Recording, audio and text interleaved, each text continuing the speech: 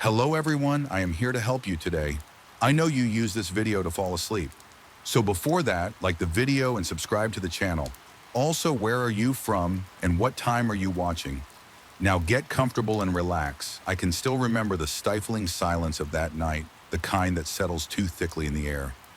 Like a damp blanket, you can't shrug off the house we rented for our business trip. Loomed in the darkness, old shutters creaking in an almost rhythmic pattern. No wind touched the tall trees outside, yet somehow they seemed to sway as if caught in a silent storm. The porch light flickered, casting jittery shadows that danced across the warped wooden planks. Even before I set foot inside, something felt wrong, like the entire place was holding its breath, waiting to exhale the moment we let our guard down. I had arrived in this small town earlier that afternoon, alongside my colleague who traveled with me as part of our job. We were both commercial representatives, and our work often took us to remote places where we would stay in whatever accommodation was cheap and available. This time we had booked a modest house that stood on the edge of a winding country road. It was far from the main square, which meant the streets were emptier and darker than anything I was used to. The first impression of the house was not entirely unpleasant. It was quaint in a worn-out way, with a wooden exterior that showed signs of age, but still possessed a certain rustic charm. There was no immediate indication of the unsettling night to come, but I remember feeling a faint unease in my stomach when I walked in. The interior smelled faintly of stale air, as though no one had lived there for quite some time. The floors creaked with every step, and the walls seemed almost too bare. With just a few outdated pictures and a mirror in the hallway, my colleague claimed the smaller bedroom near the front window, while I took the slightly larger one in the back. We had spent a long day on the road and were looking forward to resting before meeting our client in the morning. Before turning in, we decided to make a quick run to a local grocery store a few blocks away to grab a few snacks and drinks. It was during that brief outing that something began to shift. The grocery store was nearly empty. A handful of flickering fluorescent lights illuminated the aisles, but the rest remained oddly dim, as if half the bulbs had burned out long ago. My colleague and I walked through the aisles, noting how limited the stock was. It felt almost apocalyptic, seeing so many barren shelves still. We picked out some bags of chips, a few sodas, and some bottled water. I tried to shrug off the strange vibe I got from the store, attributing it to the late hour and my own fatigue. It never occurred to me that someone else might be watching us. When we returned to the house, we set our groceries on the kitchen table. A single overhead light cast an anemic glow, barely reaching the corners of the room. The countertops were a tired shade of yellow and the cabinets hung slightly, askew, revealing chipped paint and tarnished handles. My colleague suggested we get some rest to be fresh for the next day.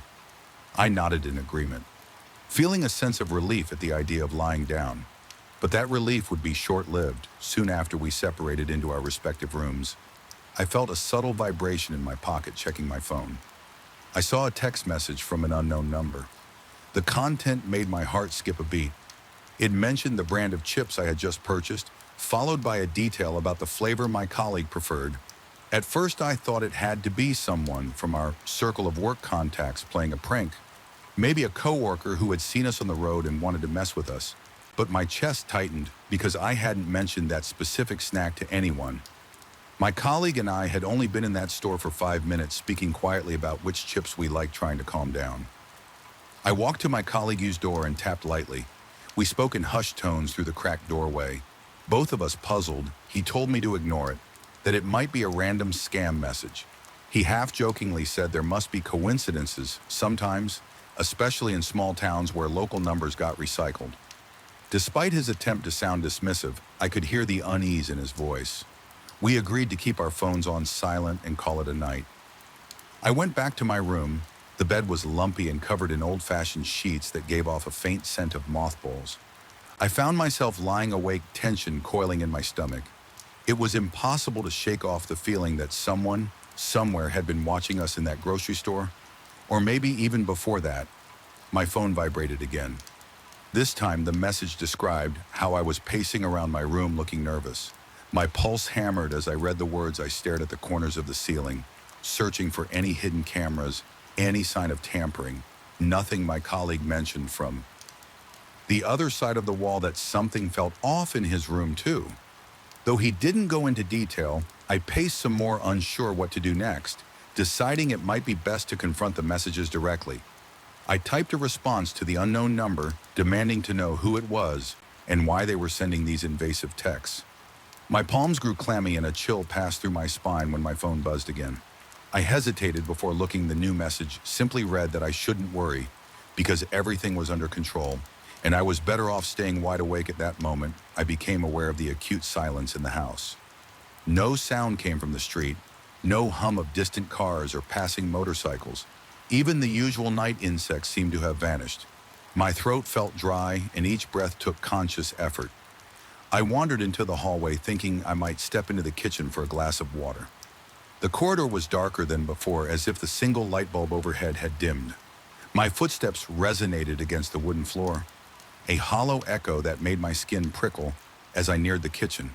I noticed a faint movement from the corner of my eye. The curtains in the living room, which I had left open earlier, were fluttering softly. Although no draft came through the closed windows, they swayed in a gentle but unmistakable pattern, as if guided by unseen hands. The pit in my stomach deepened. I turned on the light in the living room only to find the bulb flickered once and then died. My heart pounded so violently I could hear the blood rushing in my ears in the dim glow from the kitchen.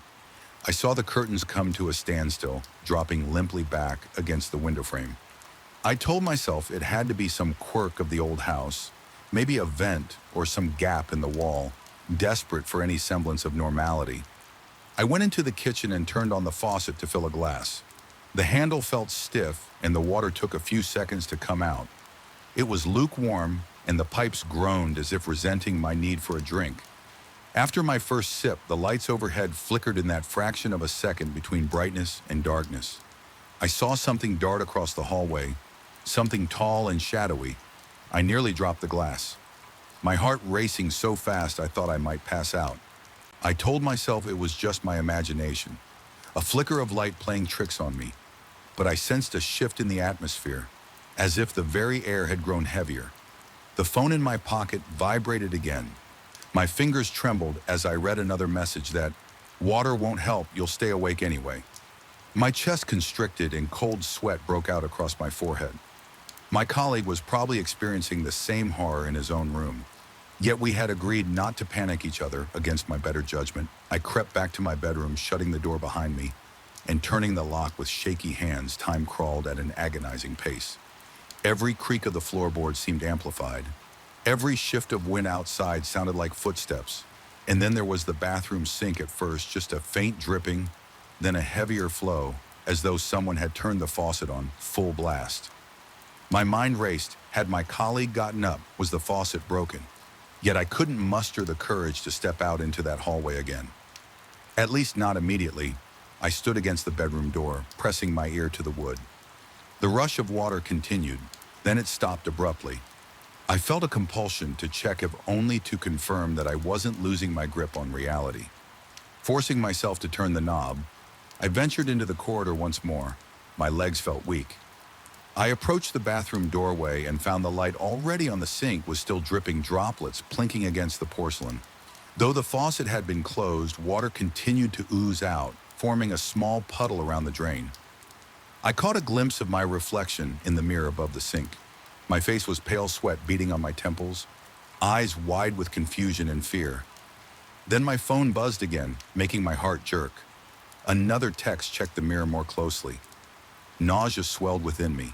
I glanced up at my reflection, once again noticing how warped it looked. My features seemed subtly distorted, as though the mirror's surface was not quite flat.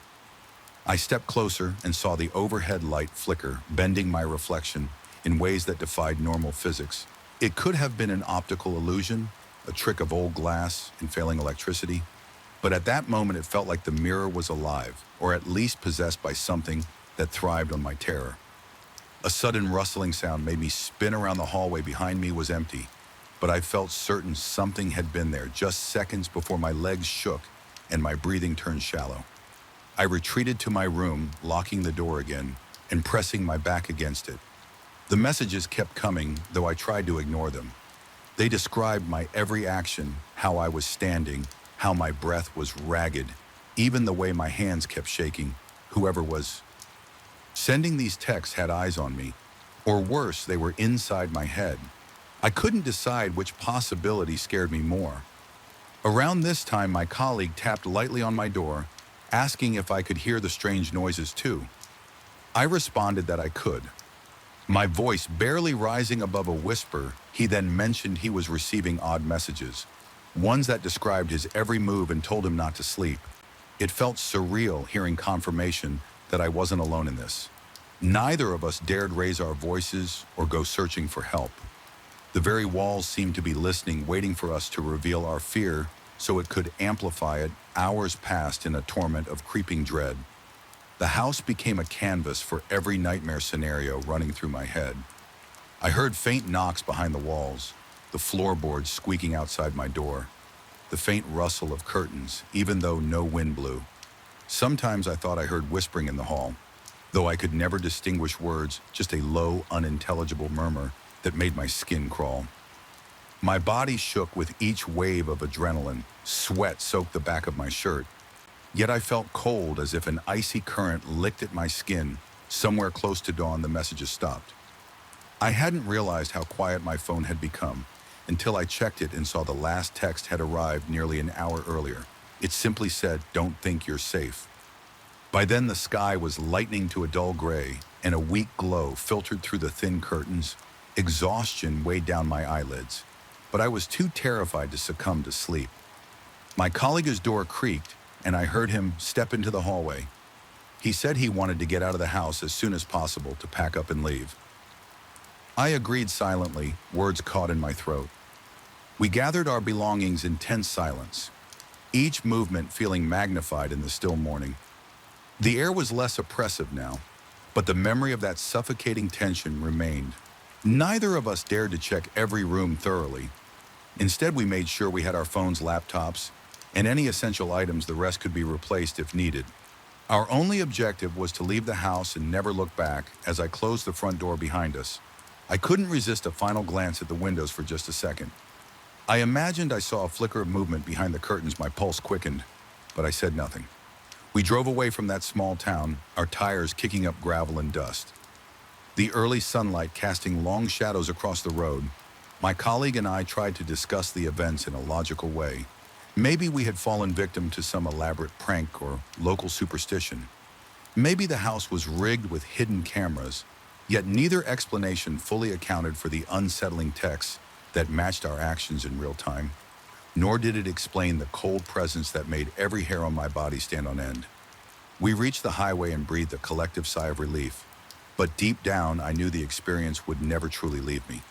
Weeks later, I still find myself waking in the middle of the night, gasping for air, convinced that my phone is buzzing with more messages. My heart thunders against my rib cage until I check the screen and see no new notifications even, so I can't shake the feeling that whoever or whatever was behind those messages might still be out there watching from some dark corner, just waiting for the perfect moment to remind me that I'm not safe. Sometimes I replay the events of that night in my mind, searching for clues or rational explanations. But the more I reflect, the stronger my suspicion grows that we encountered something beyond mere surveillance or pranks. To this day, I don't know if it was a person with twisted motives or if something else had latched onto our presence in 2000. That lonely house, all I know is that every instinct in my body screamed that we were being toyed with by a force that fed on our fear. I still see flashes of that warped reflection in the bathroom mirror. When I close my eyes too long, I still feel a phantom chill wash over me. When I stand alone in a dark room, and on the rare occasions I find myself in another quiet, desolate place for work, I catch myself glancing at my phone, half dreading, half expecting another text from that unknown number. The worst part is the lingering uncertainty. Whoever sent those messages never demanded money or made overt threats. Instead, they seem fixated on the notion of keeping us awake, heightening our paranoia, pushing us to the edge. The horror of it wasn't in any explicit violence, but rather in the way it invaded our minds, sowing seeds of distrust in our own perceptions. Even though we left that house intact, a piece of me feels as though I never truly escaped every bump in the night. Every flicker of the lights, every unexplained rustle of fabric in a still room, now carries echoes of that oppressive darkness. It's a reminder that sometimes terror doesn't need to manifest in physical harm. Sometimes it's enough that it watches you, learns your fears, and makes you doubt your own senses. I've tried to move on, pouring myself into work, convincing my colleague that it must have been a fluke. Yet no matter how busy we stay, the memory of that night lingers, casting a shadow over every mundane action. We've stayed in countless rentals since then, and none have shown the same signs of malevolence. But whenever I encounter a flickering light or a slowly dripping faucet, my stomach tightens with dread. I recall the way the curtains moved on their own, how the house's silence turned suffocating, how the techs knew precisely what we were doing. In real time, even now, I keep my phone locked away. When I'm alone at night, the idea of another unknown number lighting up the screen is enough to make my hands shake, despite all logic telling me it couldn't possibly be the same presence. My instincts remain on high alert, and in those solitary moments just before I drift off to sleep, I sometimes sense a faint prickling at the back of my neck, as if unseen eyes are studying me from a corner. I refuse to acknowledge deep inside. I realize the fear may never fully subside. It's a burden I carry with me, a reminder that there are places and forces in this world that exist just beyond our comfortable understanding. At the end of it all, I'm left with an unsettling truth. There are horrors we can't explain, terrors that don't rely on bloodshed or open violence. Sometimes the simplest act of observation of someone or something observing us can prove more harrowing than any physical threat. Because in that silent gaze, in those messages that know our every move, lies the ultimate assault on our minds. We become our own worst enemy, questioning each sound, each shadow, each flicker of light until reality itself feels like it's unraveling. And in my case, I'm still not certain it has finished unraveling. There is no tidy conclusion, no definitive answer. All I have is that gnawing doubt, the knowledge that some things linger in the darkness long after sunrise. So I continue my travels, meeting new clients in new towns, always a bit more guarded, always glancing over my shoulder. The memory of that old house in the small town stays with me, a permanent scar etched into my thoughts, a constant whisper that warns, remain vigilant, because sometimes in the hush of the night, the phone still vibrates without reason. And for a heartbeat, I convince myself it's them again. Whoever or whatever they were waiting to remind me they never truly left. I don't know if that moment will ever come, but the anticipation alone is enough to keep me awake, staring into the darkness, listening for sounds that may or may not be there, and that in its own twisted way is a horror I can't escape. I still remember how the stale air of that old office seemed to cling to my skin the moment I stepped inside. The corridor walls were painted in a dull shade of gray that felt more like a warning than a choice of decor. My pulse quickened, and I couldn't explain why. Something about that place felt wrong from the start, as if it were quietly protesting my presence. I told myself it was just the pressure of starting a new assignment. After all, I was only supposed to spend a few nights here, cleaning and organizing outdated hardware. It was a straightforward IT gig, one that in theory shouldn't have been terrifying at all. My name is Eric, and I usually work as a freelance IT analyst. I go from company to company, troubleshooting servers, decommissioning old hardware, and taking care of tasks that require some technical know-how and a willingness to do the dirty work most of the time. I don't mind the quiet, solitary nature of the job, but there was nothing normal about this building. It had once housed a major corporation's administrative offices.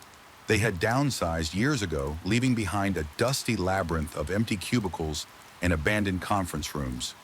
When I took this assignment, no one told me about the rumors on my first day while hauling old monitors to a storage closet.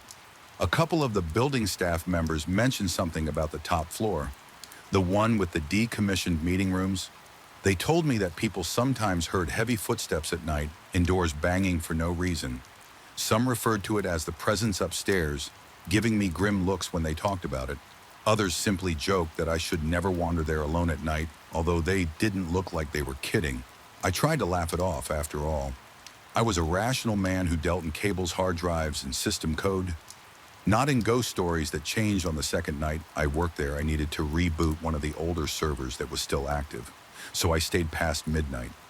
The entire building seemed to exhale emptiness, every corridor, a tunnel of darkness lit only by a few flickering, fluorescent lights. My shoes echoed with each step, and I couldn't help but notice a faint odor in the air, a mix of old carpet mildew and something accurate I couldn't identify as I walked to the server room, which was inconveniently located near the stairwell leading to the top floor. I heard a distinct thud from above. It sounded like someone dropping a heavy box. My chest tightened, the thud repeated more rhythmically this time, like footsteps pacing back and forth. I told myself it was just the creaking of old architecture, or perhaps the building's ventilation system. Yet my heart pounded so hard that I had to stop and catch my breath. Once the server reboot was complete, I decided to finish up quickly. I was almost out the door when I heard a door upstairs slam. It was abrupt and violent, echoing down the stairwell. I felt my stomach twist, my body tense, sweat forming at my temples. My instinct was to run, but I forced myself to remain calm rationally. The place should be empty. No one was scheduled to be on that floor, and security would have locked up hours ago, but I couldn't ignore the fact that something or someone had just slammed a door. I tried to reassure myself that perhaps a window was left open up there, causing a draft, but the closed windows along the corridor suggested otherwise without wanting to investigate. I hurried to turn off the lights in the server room and head downstairs. On my way, I felt a sudden jolt of panic. The overhead lights flickered just once, but enough to make me gasp. In that brief moment of flicker, I had the unsettling impression that a tall figure stood at the far end of the corridor. I couldn't see any details, just the outline of something impossibly tall and still. My heart hammered so hard I could barely breathe, but when the light stabilized, there was nothing there. I left the building in a state of near panic, refusing to look back that night. I barely slept, my mind racing through possibilities. Maybe the figure was a trick of the mind, caused by exhaustion.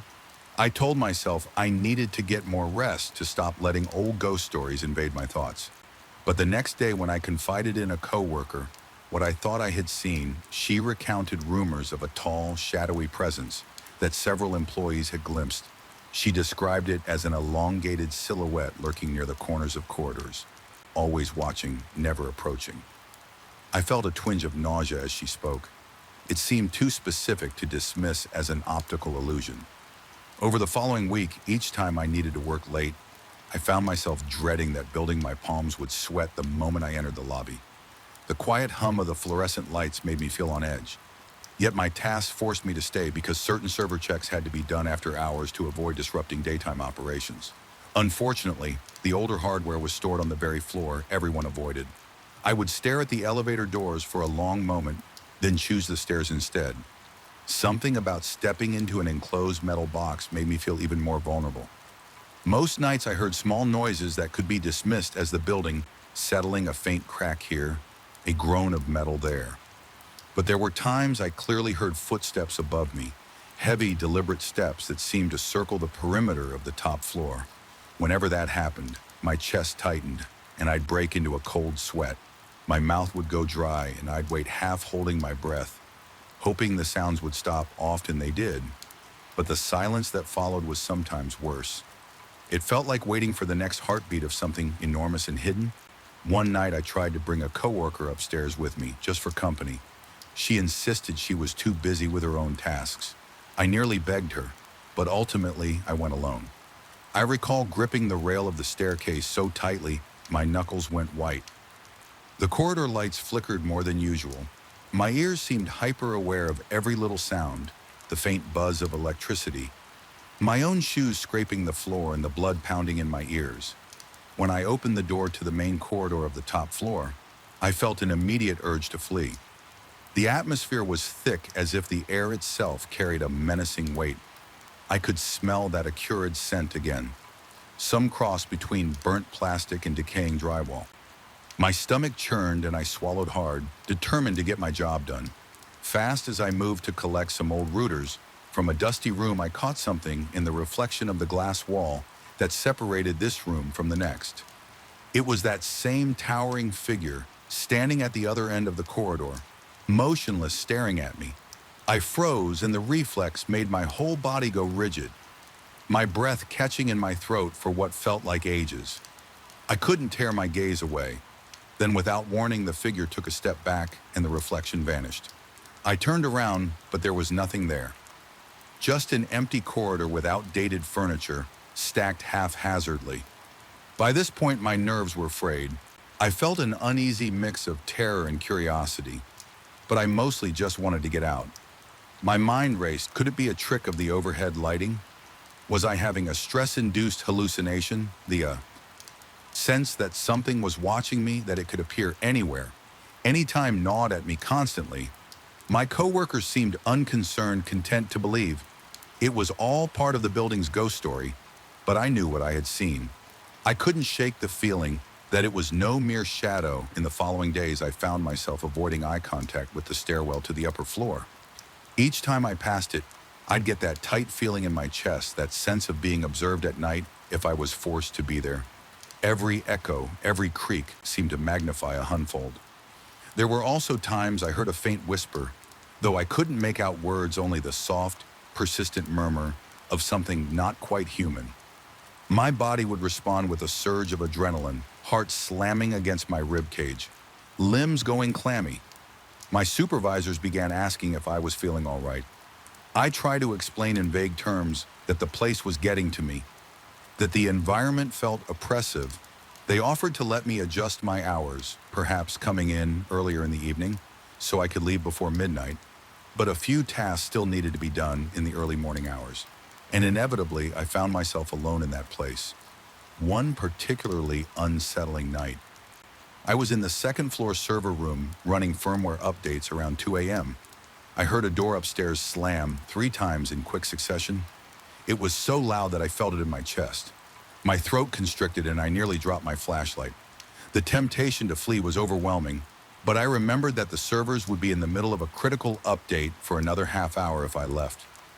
Then it could corrupt the entire system, so I stayed, each minute stretched into an eternity. The next few minutes passed in eerie silence, and I almost convinced myself that maybe the wind had blown through an open window. Then directly above my head, I heard what sounded like rapid footsteps running across the floor. They paused near the edge of the corridor right above me before dashing back in the opposite direction. My breathing was shallow, my heart slamming like a drum. I couldn't understand how any living person could move that fast, that frantically in an otherwise empty floor. When the firmware update finally completed, I grabbed my things and headed downstairs toward the exit. The hallway lights flickered again. My entire body quaked with dread. I heard a faint scraping sound like nails dragging across metal echoing from the upper floor. I had to fight the primal urge to run in that moment. It felt as though the building itself was alive, demanding my fear as payment for trespassing. My pulse pounded in my ears and my vision tunneled by the time I made it to the front door. My hands were shaking so hard that I struggled with the keycard. Finally, the lock clicked, and I stumbled out, gulping fresh air like a drowning man. After that episode, I seriously considered quitting. I told the temp agency the project was beyond my scope, but they insisted the client was pleased with my work and offered me a raise. If I stayed on just a bit longer, they needed the final inventory and hardware disposal plan. Against my better judgment, I agreed. But I resolved to never venture upstairs alone at night again. A few evenings later, circumstances forced me to break that promise. A series of system errors required manual restarts, and these errors always came at the worst possible times at around 11:45 p.m. I found myself standing in front of that damn staircase again, telling myself I could do this quickly and get out. My mind was in a battle with my adrenaline, every sense was heightened, and the building felt unnaturally still. Climbing the stairs, I kept seeing movements in my peripheral vision, shadows flickering just beyond my line of sight. My skin prickled with goosebumps and my heart hammered in my chest.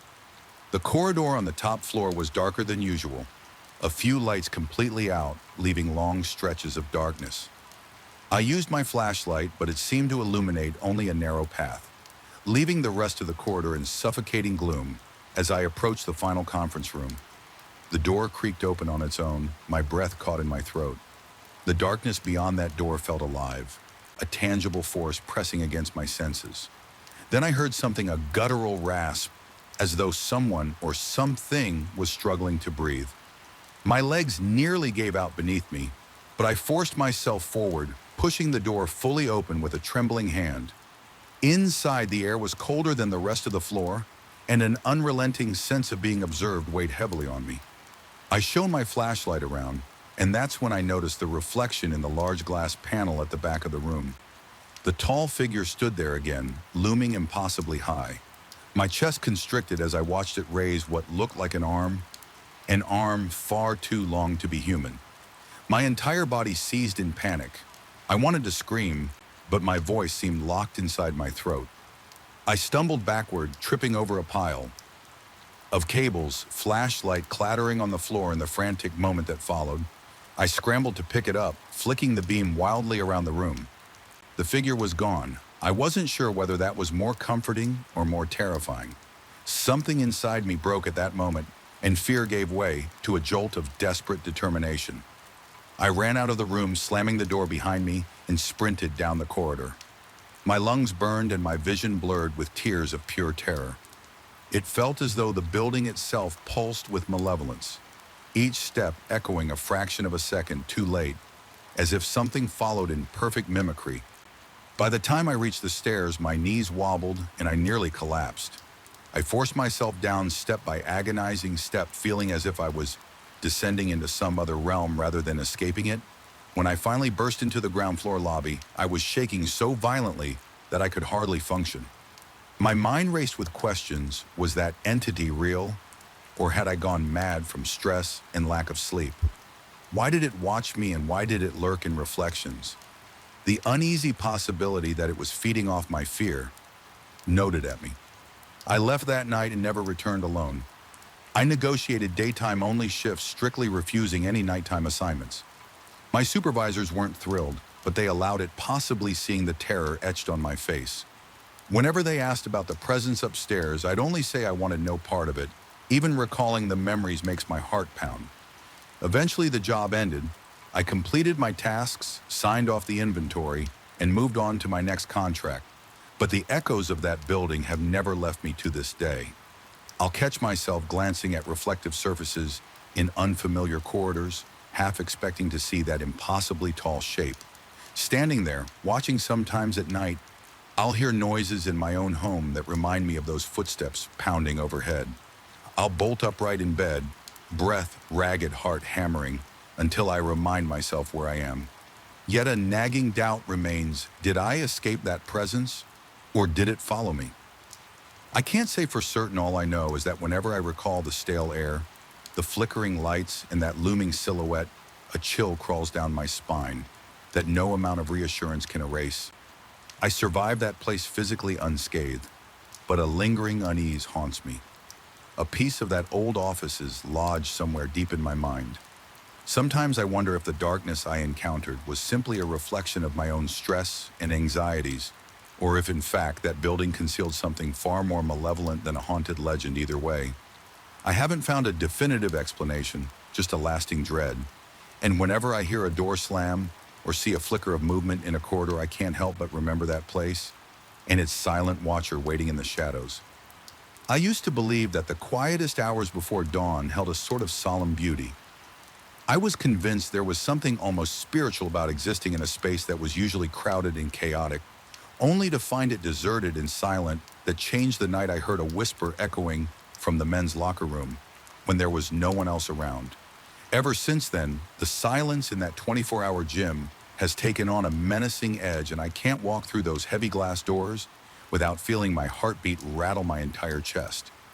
I had signed up for the gym membership during a promotional event, lured by the promise of modern equipment and the convenience of being able to go whenever I liked. At first, I was thrilled by the idea of midnight or early morning workouts because my schedule was unpredictable.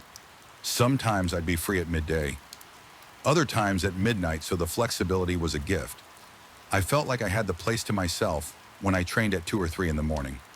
There were no cues from machines, no loud grunts from the weightlifters, no strangers hogging the squat rack for a few weeks.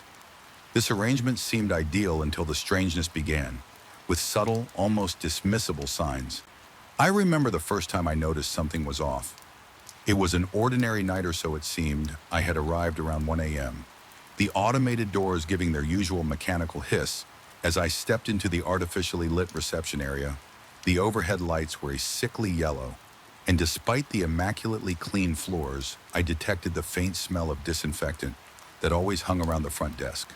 Usually I'd see maybe one or two other people on the treadmills or elliptical trainers, but that evening the place appeared deserted. I had my earphones in, hoping to keep myself motivated through a long cardio session as I climbed onto a treadmill. I felt a slight chill. At first I blamed the air conditioning, which was always set far too low during the night. My arms prickled with goosebumps, and I shrugged it off as a trivial reaction to the cold. But there was something more. I sensed an undercurrent in the air, a subtle tension I couldn't quite name it was. Like the entire gym was holding its breath. Within 15 minutes, I found myself restless instead of the usual steady rhythm of running. I kept glancing over my shoulder, certain I was about to spot someone lurking behind me. Of course, every time I looked, there was no one, only the dim reflection of my own figure in the floor-to-ceiling mirrors and the uniform rows of equipment. The overhead lights flickered once or twice, but I told myself that was just faulty wiring. By the time I finished my run, I was drenched in sweat and more fatigued by nervous tension than by actual exertion. The next odd occurrence happened a few days later. I was wrapping up a shoulder workout around 2:30 a.m., moving from the free weights to the stretching area. The silence was all-encompassing, the only consistent sound being the dull hum of the vents pushing out that icy air. As I lowered myself onto the mat to stretch, I heard an odd patter. It was like the shuffle of feet on the rubber flooring. I paused, heart-thudding, and scanned my surroundings empty again. Still the sound continued for a second or two, then stopped abruptly when I got up to investigate. Walking around the rows of machines, not a single person was in sight. Part of me reasoned I might have heard my own footsteps echoing, or maybe an old ventilation pipe was responsible. So I forced myself to move on, attributing it to my imagination. It was a couple of weeks later that I encountered the voice that night. I was more tired than usual. Having worked a late shift, still I felt compelled to fit in at least a short workout. I arrived just after 3 a.m. The overhead lights were half dimmed, casting long, unsettling shadows across the weight machines. There was a different smell lingering in the air.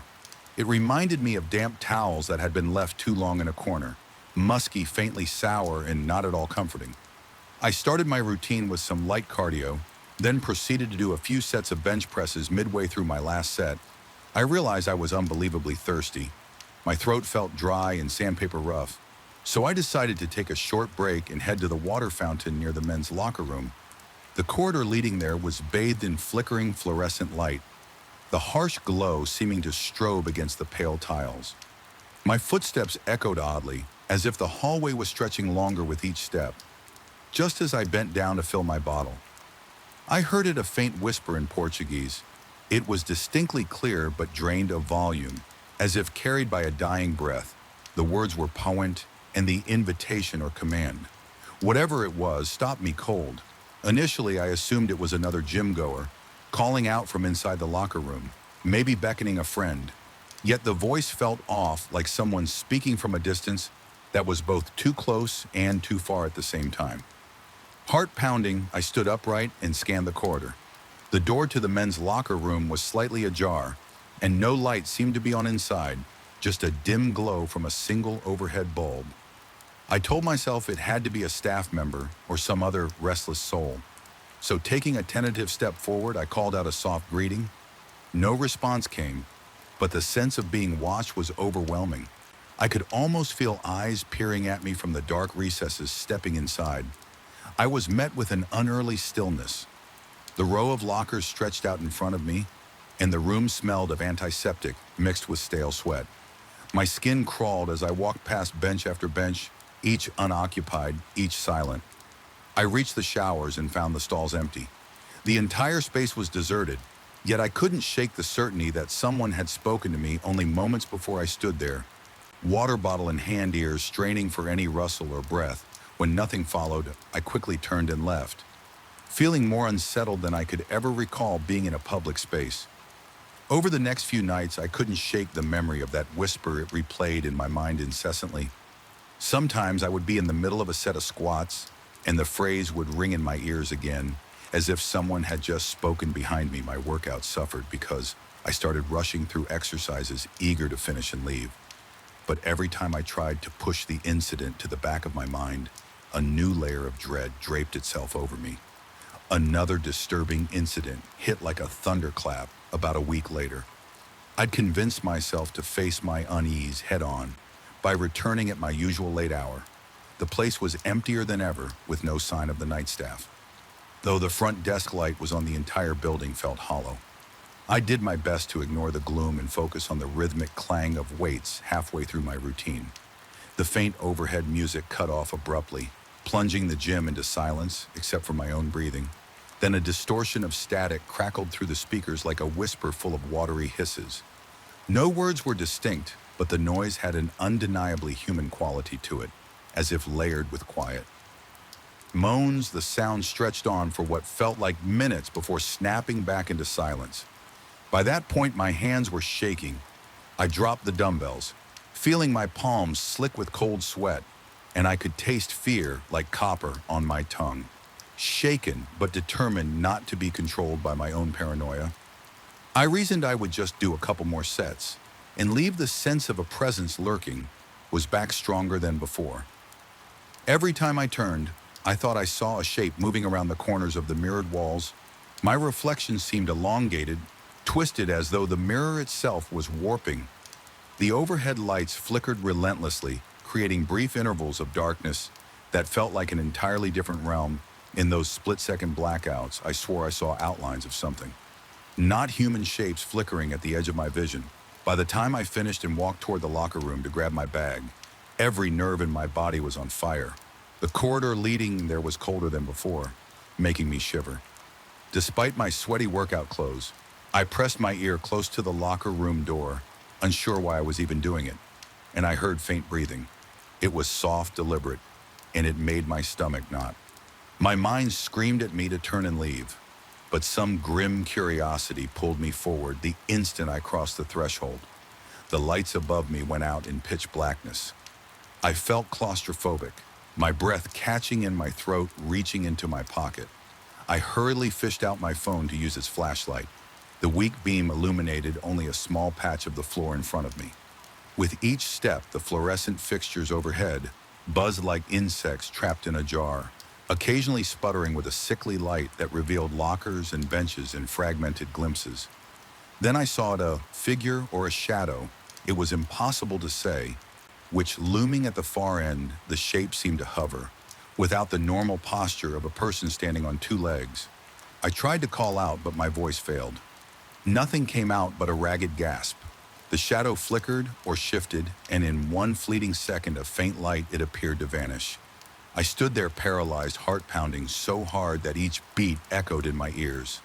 Suddenly, the overhead fixtures blinked back on, revealing the space in full clarity. Once again, the corridor of lockers was bare. It was an empty, ordinary locker room, as if nothing had ever been there at that moment. I felt an intense wave of dizziness, and it took a concerted effort to remain upright. My pulse wouldn't slow. My breathing was ragged, and a cold sweat coated every inch of my skin. I must have staggered out of the locker room and hurried to collect my belongings from the bench near the entrance. My hands trembled so badly that I nearly dropped my phone twice while stuffing it back into my pocket. My only coherent thought was to get out of that building, out into the safety of the night air. The automated doors slid open excruciatingly slowly. When I finally stepped outside, I realized I was panting as though I had run a marathon. The freedom of the open air felt fleeting, though I kept looking over my shoulder all the way to my car, convinced that something or someone was watching me from behind the tinted windows. In the following days, I tried to rationalize. I told myself it was stress, or that my imagination had run amok in the echoing emptiness of the gym. Maybe I was overtired, or maybe the new supplements I'd been taking had triggered jitters or hallucinations. But late at night as I lay in bed, images of that shadow and the echo of that disembodied potent consumed my thoughts. I felt trapped in a spiral of dread, and I couldn't dislodge the fear that there was something malevolent in that place, something that thrived in the silent hours. Eventually, I confided in a friend who also happened to be a personal trainer. I avoided direct quotes as much as possible, telling him indirectly that I had experienced some deeply unsettling encounters and that I was questioning my own sanity. He offered the typical logical explanations about faulty electrical systems, echoic chambers, and the impressionable nature of the mind in a polite but concerned way. He suggested maybe I should work out during the day at least, until I felt more comfortable. Part of me felt relieved to hear him say these things. It validated that the rational side of me could still attempt to find normal explanations a few weeks past, and I mostly avoided the gym at night, opting for afternoon or early evening sessions. The facility was busier, then filled with everyday noise, and the mundane hustle of people rushing to complete their routines. I started to feel safer. However, my schedule eventually forced me into another late-night session, and the moment I stepped through those doors, the memory of that suffocating tension washed over me. I stayed hyper-aware of my surroundings, listening for any odd sounds or whispers. The place was quiet in all the wrong ways. I tried to keep my workout short. Intention was to do only a couple of exercises and leave after finishing the last set of bicep curls. I inched toward the corridor where the water fountain was located. Although I felt reluctant, my thirst was overpowering. The fountain's trickle sounded unnaturally loud, a soft metallic gurgle that echoed down the hallway. As I took a sip, that same Portuguese phrase reverberated in my mind. My heart thumped so hard I felt a tremor in my ribs. The men's locker room door was open just a crack, but the darkness beyond felt like a living, breathing thing. I experienced a strange magnetism pulling me there, but I resisted. I turned away, refusing to let my curiosity lure me inside. The entire time I had the uncanny feeling that someone or something was behind that door, quietly urging me to come, and a wave of revulsion passed over me, and I left without even returning my towel to the rack. My only intention was escape, no matter how cowardly I felt now. Whenever I pass by the gym late at night, I can't bring myself to go in. Even seeing those lights glowing in the glass front triggers a tightness in my chest. I keep remembering the subtle shift in the air, the scratching static in the speakers, and that formless shadow I nearly walked into. Worst of all, I recall the voice that sounded both near and distant. Pont on the memory is enough to send chills drilling into my spine, and I have no rational explanation that can soothe the dread it planted in my mind. Sometimes I ask myself if I was singled out, or if others have heard it too, since it all happened. I haven't spoken about it much, and the gym staff never bring up anything unusual. It's almost like there's a silent agreement to ignore the eerie atmosphere that descends at night. Or maybe no one else has experienced the same level of horror I did. I still find myself wondering if there really was an entity there feeding on fear, or if my mind twisted normal occurrences into something horrifying. Even now, I question my own sanity at times, but the fact remains I heard that whisper, I saw that shape, I felt an oppressive presence in the darkness of that locker room, a sensation so vivid it's impossible to dismiss as a mere trick of light. My body's reactions, racing heart hair standing on end, clammy palms, were real and undeniable. That night changed me, and it left an imprint on my psyche that refuses to fade. I've never gone back during those haunted hours, never walked down that flickering corridor alone again. And though I continue my daytime workouts, the fear still lingers in the back of my mind, as if waiting to pounce. The slightest malfunction of a light bulb, or the faintest echo in an empty gym, can make my stomach seize with panic. I'm always on guard, half expecting to hear that disembodied voice calling out from the locker room, once more coaxing me into a darkness from which I might not return the same. The worst part is it leaves me with the uneasy possibility that sometimes the darkness beyond our own reflections is not empty. Something could be there, waiting in the silent hush of early morning, inviting us further into shadowed corridors and quiet rooms. And when I remember that creeping dread and that single chilling phrase, I know one thing: I would rather stay outside in the safety of the night air than ever cross the threshold into that echoing void. Again, the air clung to us like a thick, invisible film. The moment we stepped into that abandoned industrial zone, something about the place felt inherently wrong, as though it was trying to repel us even before we crossed the threshold. The jagged outlines of rusted metal beams against a darkening sky seemed to stand in silent warning. Yet my friends and I couldn't resist the pull of our own curiosity. We believed naively that we would explore, Get a little thrill and then leave no harm done. None of us realized how deeply the heavy atmosphere and sour stench would burrow into our minds. I remember the road leading to the industrial park was cracked and pitted, flanked by fields of tall, dry grass that rattled in the breeze. An old chain-link fence with more holes than intact mesh was the only barrier between civilization and that decaying wasteland. We'd heard rumors that chemicals had once been processed there, but nobody bothered to confirm. We just wanted an adventure, so we found a gap in the fence, slipped through, and navigated the deserted lot until we arrived at a massive corrugated metal building, looming in the gloom from the outside. The warehouse was colossal, its roof sagging in places, and large doors left hanging, crooked on rusted hinges when we pushed one of those doors open. It scraped along the concrete floor in a slow, tortured groan. The noise made my spine tingle. I recall stepping inside first, shining my small flashlight across the interior, the beam illuminated dust motes swirling in the stale air.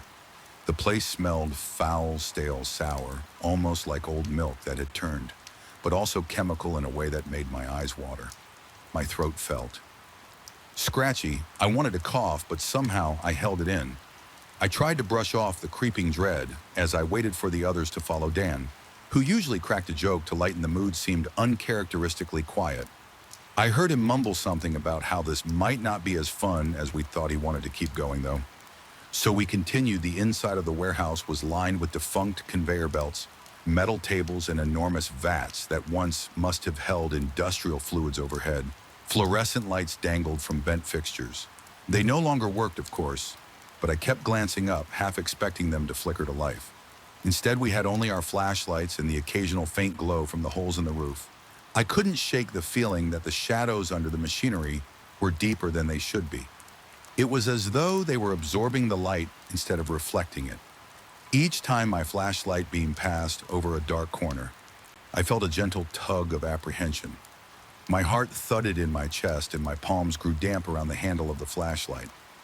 Every small sound, metal creaking, a single droplet of water hitting the floor echoed painfully in my ears.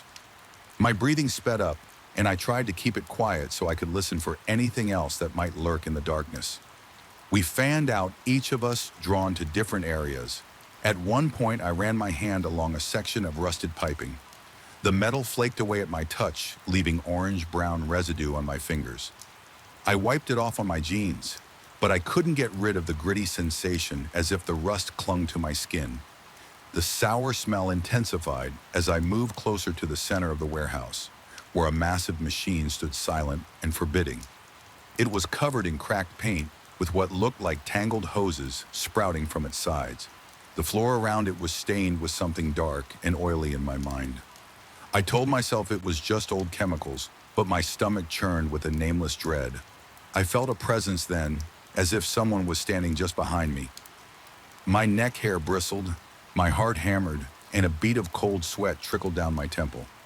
I spun around, shining my flashlight in a wide arc. Nobody was there, only a cluster of upright tanks and conveyor belts that stretched off into the gloom. I let out a shaky breath, telling myself I was being foolish. But that feeling lingered, as though I had intruded on something's territory, and it watched me from just beyond the edge of my vision.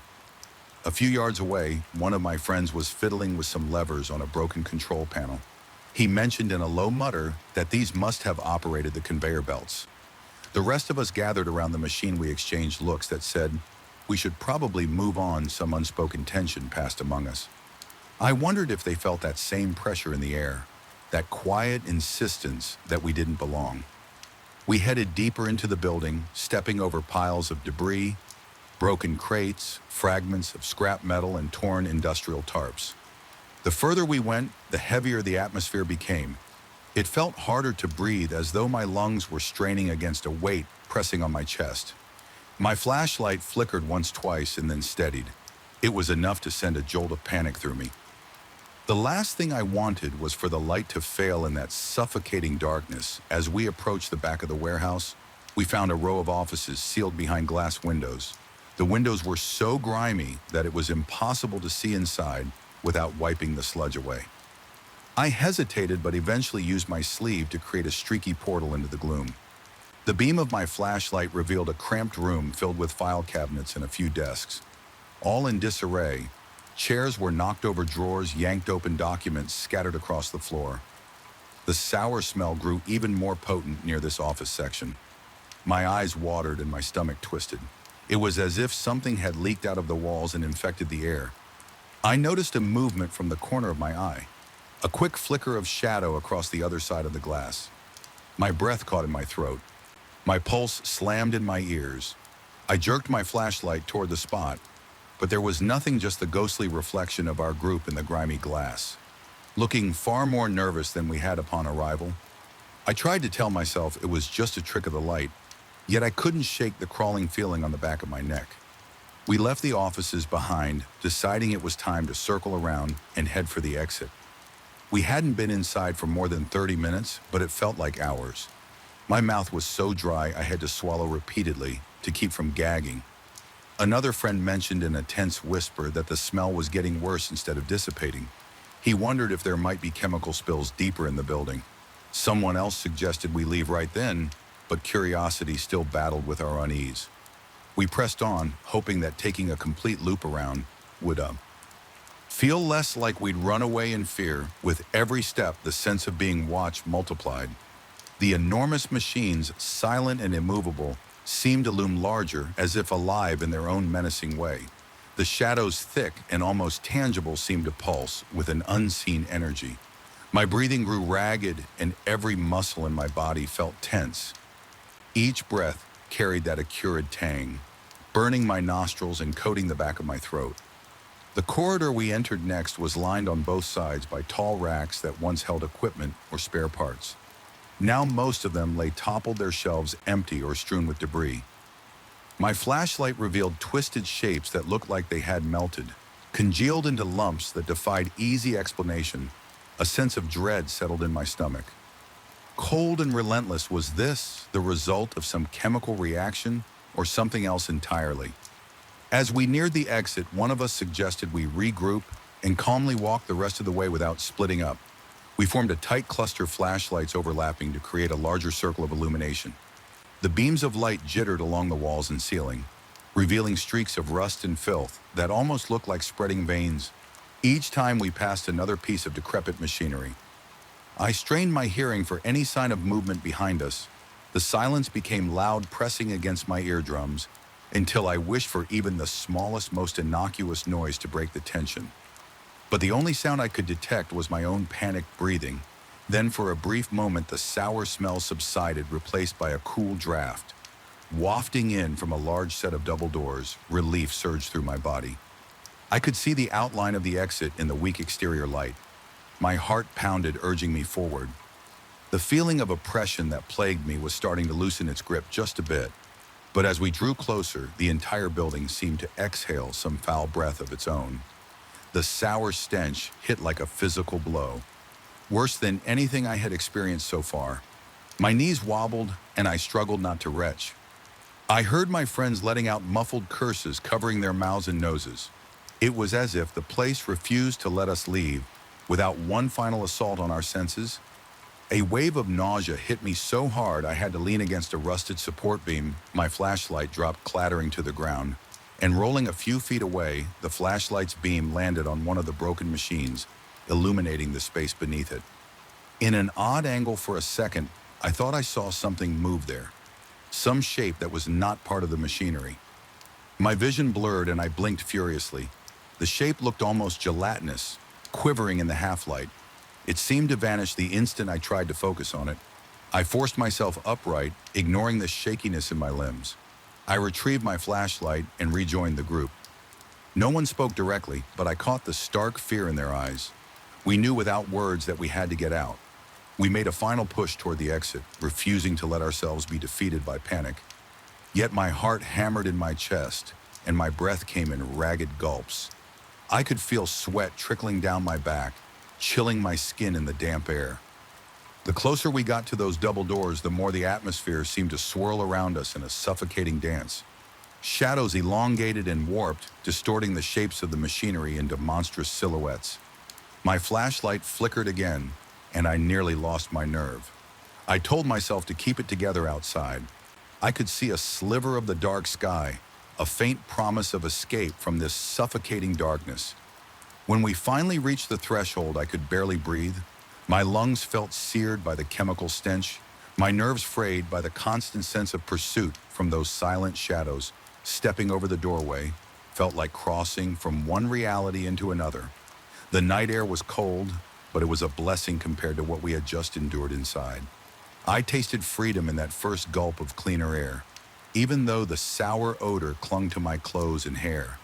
Yet even outside, I felt no true relief. The warehouse loomed behind us, its jagged outline framed by the moonlight. My heart was still pounding, and a cold sweat covered my forehead. I found myself turning around, shining my flashlight back at the open door. For a moment, I thought I saw a faint movement within, as though something receded deeper into the darkness. It left me with a spine-tingling certainty that the place housed a presence far beyond our comprehension. One of my friends remarked that it was time to head home. Another added we should never return. There was an undercurrent of mutual agreement in the group.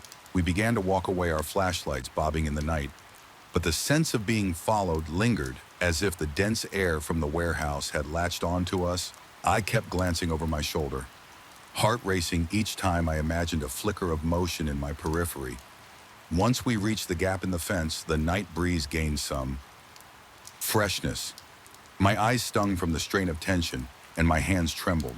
I was sweating despite the cool air. We slipped back onto the deserted street, each step feeling both urgent and numb. I realized my entire body was covered in goosebumps, and my nerves felt raw. In that quiet, I replayed every unsettling moment in my head, asking myself if I had truly seen those shifting shadows, or if my mind had conjured them in the throes of fear. We parted ways without ceremony, each of us carrying that intangible weight back to our homes.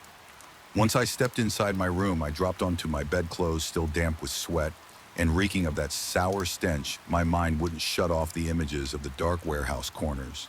The ghostly flicker of movement and the oppressive silence haunted my thoughts. Each time I closed my eyes, I felt that presence near me, lurking in the recesses of my imagination, or perhaps somewhere else. My skin prickled with unease. Sleep eventually overtook me, but it was restless. I dreamed of endless corridors stretching from that warehouse, each one leading deeper into gloom. And every time I turned a corner, I sensed a form slithering just out of sight in the dream. My footsteps echoed off distant walls as I ran in slow motion, my heart pounding so violently I thought it would burst when I jerked awake. My body was slick with sweat, my breath coming in gasps. The darkness in my bedroom seemed thick, but at least I knew I was far from that cursed place. I tried to discuss the experience a few days later with Dan in an effort to make sense of it. He brushed it off lightly at first, then admitted he had been feeling an odd paranoia since the night we explored. He didn't go into detail, just a vague mention of being unable to sleep well and seeing things in the corners of his eyes. I confided I was experiencing the same anxieties. We agreed without hesitation never to return. Neither of us wanted to find out if the intangible presence could manifest itself more concretely. Even now, I can't fully explain what we encountered in that abandoned industrial zone. Perhaps the chemicals left behind played tricks on our senses, warping our perception and conjuring hallucinations. Or maybe there was something else, some force that had claimed the warehouse as its domain, feeding on the fear and curiosity of unwary visitors. I can't decide which explanation scares me more. The days and weeks that followed were marked by sporadic waves of claustrophobia and an abiding sense that I was being observed. My imagination, or whatever, had latched onto me, refused to grant me peace at night. When the wind howls outside, I sometimes catch a whiff of that sour odor, and my heart kicks into overdrive. My palms get slick, and a chill spider walks up my spine. It's enough to send me reeling back into the memory of that dismal, reeking corridor. Yet the strangest part is that none of us ever reported any physical ailments beyond the lingering psychological horror. No mysterious illnesses, no rotting shoes from chemical spills, no tangible proof that the place had harmed us physically. The only residue was mental, a wedge of dread lodged deep in our minds, sometimes late at night. I wonder if that intangible presence found a way to follow us home, silent and invisible, waiting for the right moment to make itself known. I've kept quiet about the incident for the most part, only discussing it with those who were there. We have a mutual, unspoken pact that we will not entertain the idea of exploring abandoned sites anymore. Not because we fear broken floors or tetanus-laden nails, but because there are places in the world where the veil is thin, where something beyond reason or science might lurk. I'm not the same person I was before that night. My nerves are more afraid, my sense of security always under question. I don't look at shadows in the same way. Even the simplest shapes cast on walls can set my pulse racing if I'm not careful. And whenever I catch that sour tang in the air, even if it's just a passing whiff from some distant chemical, I find my thoughts drag back to the towering rusted machines, and those unseen eyes in the darkness. The memory sends shivers through my body, reminding me how utterly powerless I felt in the end. I suppose I'm grateful we managed to leave that warehouse physically unscathed, but the mental scars remain etched into the corners of my subconscious. Sometimes in the late hours of the night, I question whether the worst terror is the one that never fully reveals itself, that stays hidden just out of sight. Drifting on stale air and waiting the unknown can make any shadow ominous. Any unexplained noise, a threat, and any foul stench, a silent promise of something far more disturbing lying in wait. I've kept this story to myself long enough that it feels like a permanent secret whispering incessantly in my ear. Whenever I let my guard down, and though I try to rationalize it, chemicals, old machinery, and overactive imagination, there's a piece of me that knows the truth lies beyond those surface explanations. Something was there, something hungry or angry or simply alien. It reached into my mind that night, left a fingerprint of dread, and ensured I would never forget the way my heart thundered in my chest when it felt like we were trespassing on forbidden ground. We never did return, and I have no intention of ever stepping foot in that forsaken building again. Even the memory of the air thick with that nauseating stench is enough to make my mouth go dry, and my pulse accelerate sometimes in my quieter moments. I wonder if that presence still waits among the rusted machines, shifting in the darkness, listening for the sound of intruders. And if it does, maybe we're the lucky ones. Maybe it was never meant to be seen or understood, but the knowledge that it exists or might exist is enough to keep me on edge whenever I pass by an old decrepit structure. Because once you feel that oppressive air and sense that living darkness pressing against your mind, there's no return to blissful ignorance. You carry the fear with you, tucked away like a foul secret haunting you. With every breath, I first sensed something was wrong on the day I walked into that narrow, dimly lit hallway. The stale air clung to my skin, and an inexplicable chill ran down my spine the moment I turned the key in the apartment door. Something about the building's silence felt unnatural, more like a hush forced upon it than a peaceful quiet.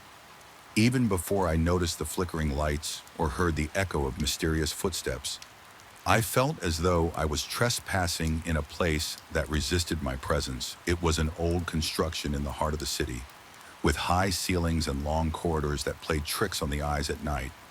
The shadows cast by the single overhead light seemed to stretch unnaturally against the walls as though they had a life of their own. I had moved there for convenience. The centralized location was perfect for my work routine, and the rent surprisingly affordable on my first walk through the place looked normal enough. Sure, the paint was peeling in a few spots, the wooden floors creaked, and there was a musty smell that lingered, but I chalked it up to the building's age.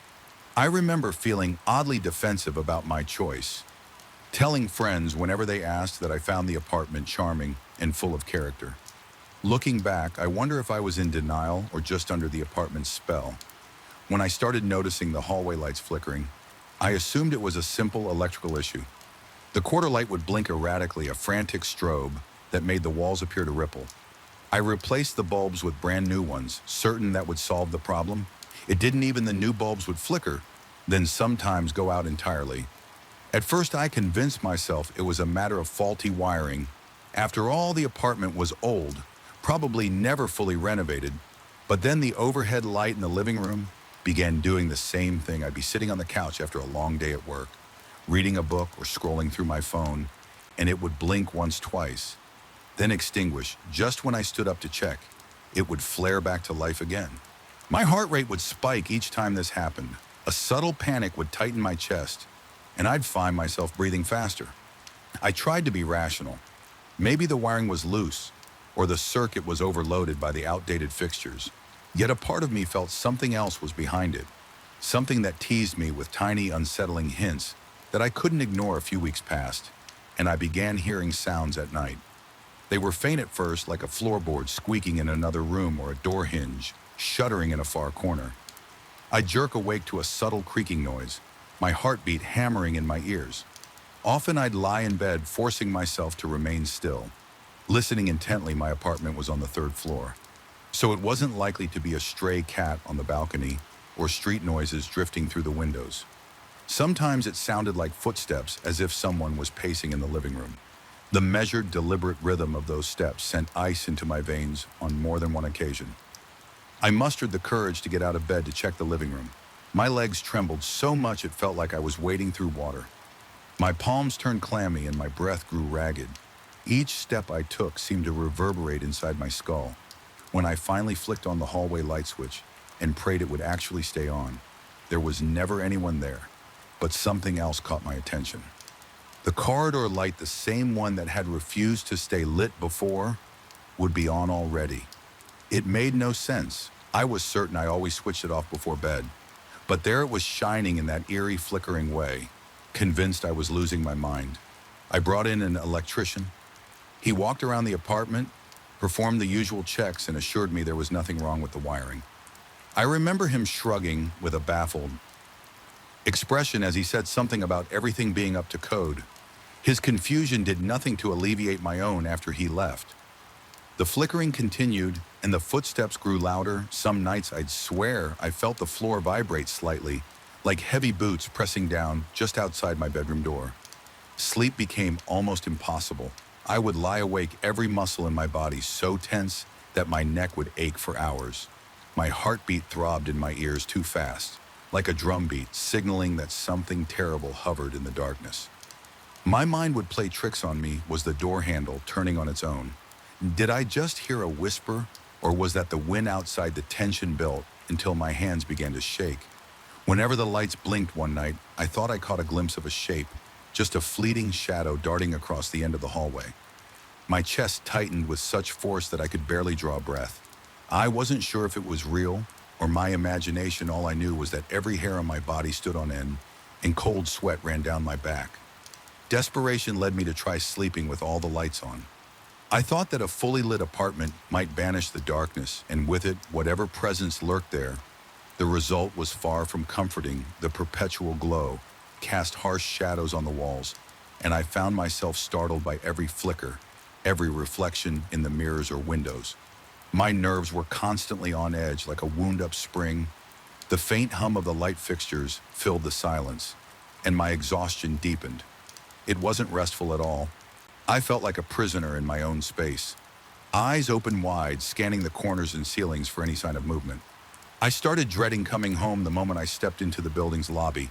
That heavy, suffocating feeling would return. I'd feel it in my chest, like my lungs couldn't expand all the way.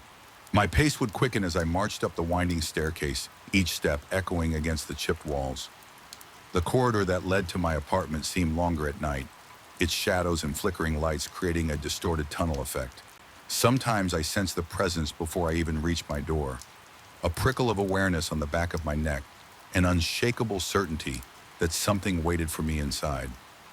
By then, paranoia had sunk in.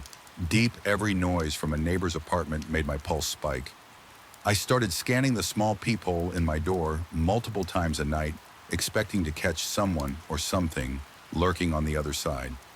Yet it was always just that empty hallway, lit by the same flickering bulb.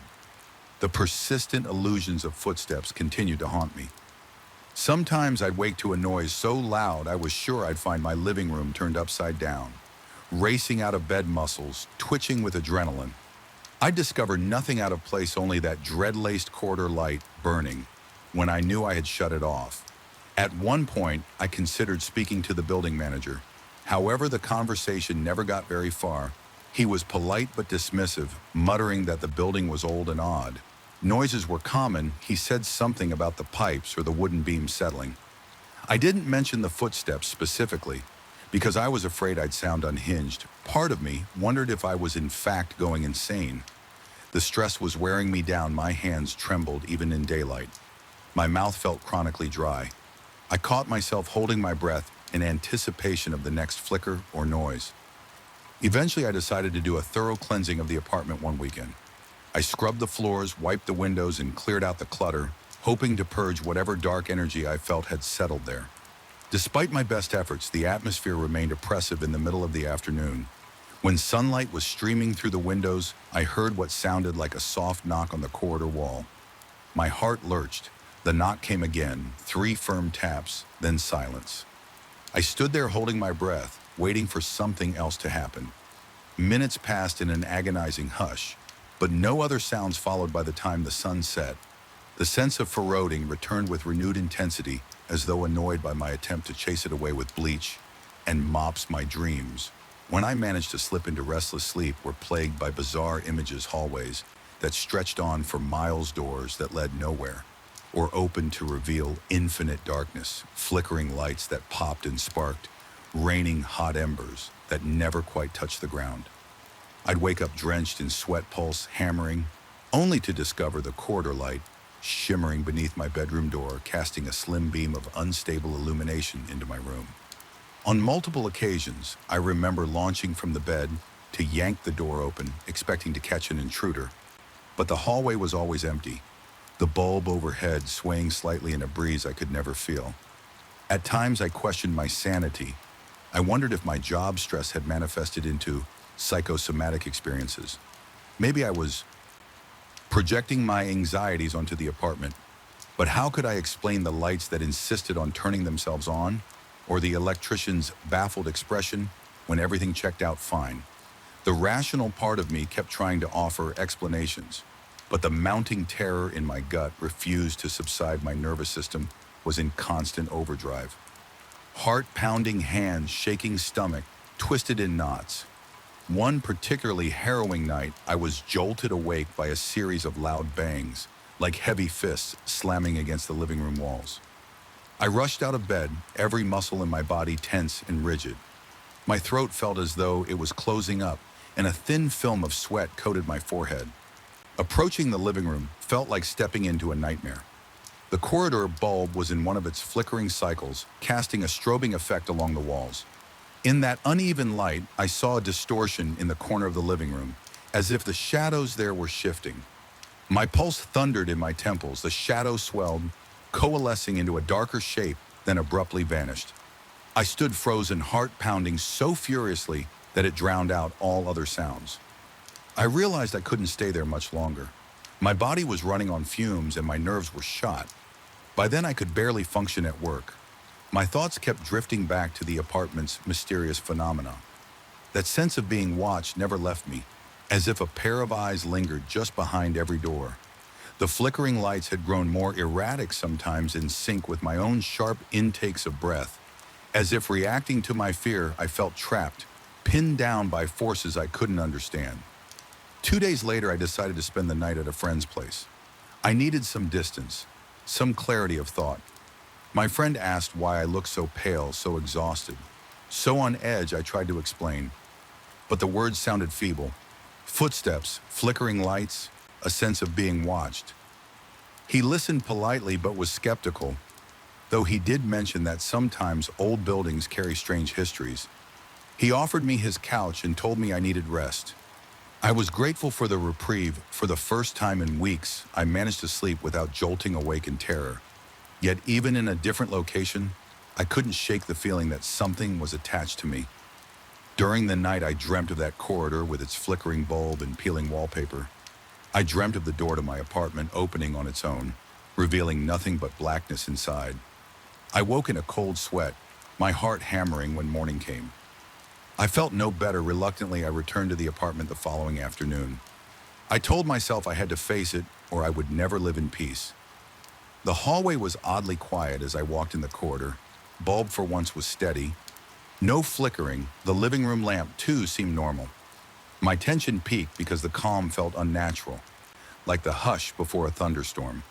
I spent the afternoon packing up a few essentials, deciding I would stay at my friend's place again, for at least another night or two. When evening fell, I turned on the lights for a brief moment. Everything remained still.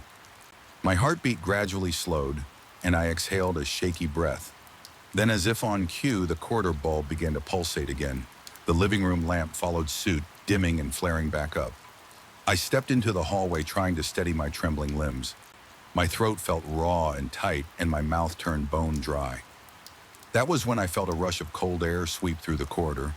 The overhead light flickered more intensely, casting the walls in a rapid succession of bright and dark. My pulse raced, and a faint buzzing filled my ears, like static on an old television. In that throbbing glow, I glimpsed something move at the far end of the hallway, a swirl of shadow that formed the vague outline of a person. My lungs seized. I wanted to run, but my legs felt anchored to the floor. Despite my fear, I forced myself to take a single step closer. The figure appeared to shift, dissolving into the wall before emerging again, further down near the living room door.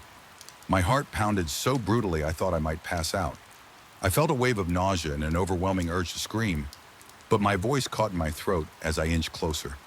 The flickering reached a frantic rhythm, and my vision wavered, like I was on the verge of blacking out. I could smell something damp and metallic in the air, a scent that made my skin crawl. Something in me snapped. A primal surge of adrenaline jolted my limbs into motion. I lunged for the front door, heart slamming in my chest, breath coming in ragged gasps. I didn't dare look back, convinced I'd see that thing looming behind me if I did. My hand fumbled with the lock, sweat making it hard to grip the metal. The corridor bulb popped, plunging the hallway into darkness for a heartbeat before sputtering back on in a shower of sparks. Finally, the door swung open, and I stumbled into the building's main hallway, nearly colliding with the opposite wall. I don't think I ever felt such overwhelming relief and lingering dread simultaneously. I stood there, hunched over, hands on my knees, gasping for air. I could feel my entire body shaking from my shoulders down to my calves. If anyone had stepped out of their apartment at that moment, they would have found me drenched in sweat, eyes wide with terror, looking like I had stared into the depths of something unfathomable. Leaving was the only option that felt right. Over the next few days, I arranged to terminate my lease. The building manager gave me a hard time, but I didn't care. I never spent another night in that apartment. Instead, I moved into a modest place across town, more expensive, smaller, and far less convenient. But for the first time in weeks, I slept with the lights off, with no strange footsteps or flickering bulbs to torment me. Even now, late at night, the memory of that flickering corridor light can make my pulse quicken. There's a sense that I brushed up against something beyond my understanding, a presence or force that lingered in that apartment like a living stain. I often lie awake haunted, not by the possibility that it followed me, but by the terrifying notion that it was never just the building's past or faulty wiring. Some places simply hold on to echoes of energies best left undisturbed, and I had been unfortunate enough to stumble right into one of them. I avoided that block in the city center for a long time. The few times I passed by in daylight, I felt a cold tingle slide along my neck as I glanced toward the windows of that old apartment. Even from a distance, I half expected to see a flicker of light behind the glass, and each time my heart would stutter in my chest, reminding me of what I left behind and of the darkness that no amount of modern electricity could ever fully chase away. It began with a feeling, an itch at the back of my mind, that I couldn't scratch a faint electric buzz in the stillness of my own home. The basement had always been an afterthought, a dull space for spare tools and old boxes, somewhere to stash what didn't fit upstairs. But now every time I walk by the closed door leading down those old wooden steps, something clenches inside my chest. I feel my heart flutter, my breath catch in my throat. The very air around me seems charged, as if the house itself is bracing for something to happen. I never used to feel that way about my own home. It's supposed to be a place of safety, of quiet nights and comfortable evenings. Yet here I stand, gripped by a silent, unrelenting sense of unease. I remember how it started, though.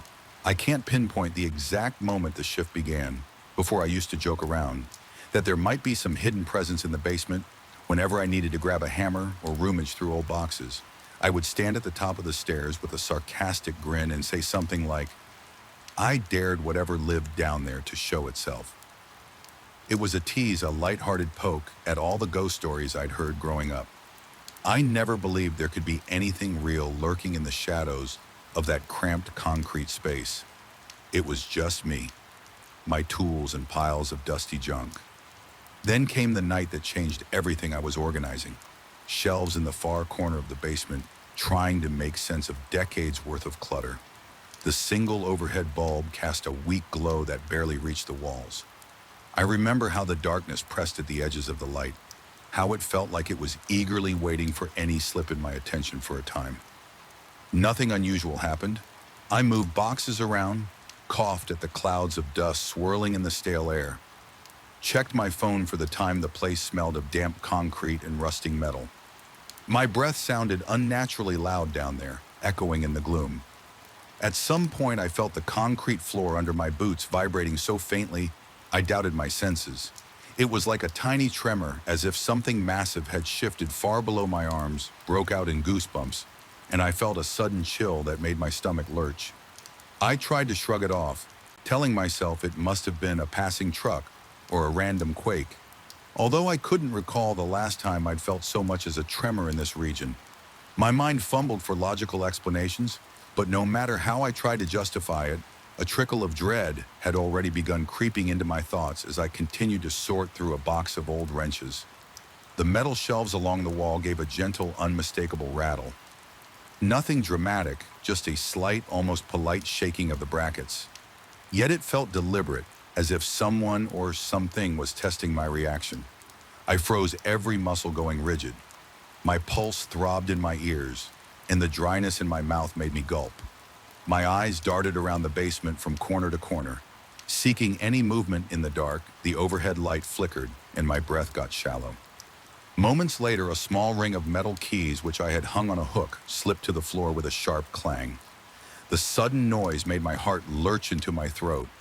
It was such a simple event, keys falling, but in the charged atmosphere of that basement, it felt like the final straw. My skin felt prickly sweat trickle down my neck, and I realized I was trembling as the final echo of that metallic clang dissipated. I could have sworn I heard something else, something like a breath or a low hiss. It was too faint to be sure. If I wasn't just imagining it, that alone was enough to send my panic into overdrive. My rational mind insisted it was all coincidence. An unsteady shelf, a loose hook, an overactive imagination. But fear flooded my body, pounding in my chest. I didn't even bother to pick up those keys. I dropped everything, turned, and bolted for the stairs. My hands shook so badly I fumbled twice with the doorknob at the top before managing to fling it open. Then I rushed out, slammed the door behind me, and found myself panting in the hallway, sweat cooling on my forehead. Despite the warmth of the night, I stood there listening, half expecting to hear footsteps or something heavier following me. There was only silence that night. I couldn't bring myself to go back down. In fact, I avoided it altogether for days, maybe weeks. I lost track because I forced my mind to push that unsettling memory away. But the basement refused to let me forget. Subtle reminders began cropping up at odd hours late at night. When I was trying to sleep, I'd hear a gentle tap, tap, tap coming from behind the basement door. Sometimes it was so soft I convinced myself it was just the house settling. But other times it came with a distinct rhythm, like knuckles rapping on wood. My heart would skip a beat, sweat would break out on my palms, and I'd lie there wide-eyed, staring at the door, as if it might burst open at any moment. I told myself I was being silly. I'd think about how I used to scoff at ghost stories and people who claimed to sense presences in the dark. I was practical, grounded in reality. Yet every time I woke up in the dead of night to those knocks, my body betrayed me. I couldn't slow my breathing. I felt my own pulse thudding in my temples. A sour taste of dread filled my mouth, and more than once I imagined the door handle rattling. I never worked up the nerve to check something. In me insisted that if I opened that door at 3 a.m., I'd see something that would unravel my sanity. The worst was how the paranoia leaked into my everyday life, even during the day. I found myself glancing over my shoulder when I walked past a mirror, worried I might catch a glimpse of something behind me. The house felt colder. The walls seemed to press in on me. I stopped sleeping well, plagued by nightmares that blended the basement with strange shapes creeping in the darkness. My hands would tremble while making coffee in the morning, and more than once I spilled half the mug on the floor. I kept telling myself it was just stress, that everything would be fine if I focused on more mundane tasks. Yet a persistent tension coiled in my chest, a quiet voice warning that the basement was more than just a storage space. Now it was infected with a presence I had invited on one particularly restless night. I heard a single deliberate thud against the basement door. My heart jolted so violently that my arms went numb. I lay in bed, paralyzed, uncertain if I truly heard it or if my mind had conjured it from half-leap. Then another thud came, heavier and slower. I imagined in horrifying detail some shape pressing its weight against the other side of the door, testing it. My scalp prickled and I fought the urge to get up, to bolt outside, to do anything but remain there frozen. Sweat gathered at my temples, trickled down the sides of my face, and I realized I was gripping my sheets so tightly my knuckles ached in the morning. I tried to muster the courage to at least check the basement door for any signs of damage. My heartbeat refused to settle, and my mouth was desert dry. I stood at the threshold, hand hovering near the doorknob, expecting it to jolt under my fingers. The door looked the same, no scratches or dents, but when I finally opened it, I noticed a stale odor drifting up, more pungent than before. It was a combination of damp concrete, rust, and something else, a musty, almost earthy smell that made my stomach churn. The darkness stretched below, and the bottom of the stairs was consumed by shadow, even with the overhead light switched on. The gloom felt thicker, as if the basement swallowed most of the illumination. Before it reached the floor, I couldn't bring myself to go any farther than the first step. My entire body tensed with each breath, and my knees felt weak. I closed the door again, promising myself that I'd only go down there once I felt braver, though I suspected that moment might never come still. Life had to go on, at least on the surface. I tried to keep up with work and daily errands. I avoided mentioning the situation to anyone, though a colleague asked once if I was feeling okay. Noticing the dark circles under my eyes, I mumbled an excuse about not sleeping well. About having too much on my mind inside, I felt the slow gnawing of fear that had become my constant companion. Even mundane moments felt charged. I'd jump at the sound of a drawer closing too hard or the hum of the refrigerator at night. My shadow on the walls took on menacing shapes in my peripheral vision. My mind began to distort ordinary sights and sounds, weaving them into a tapestry of dread. Eventually, curiosity or desperation got the better of me. I decided I couldn't let myself be ruled by an empty basement one weekend afternoon, determined not to be a prisoner in my own house. I steeled myself to go down there. The sunlight streaming through the living room windows did bolster my courage slightly.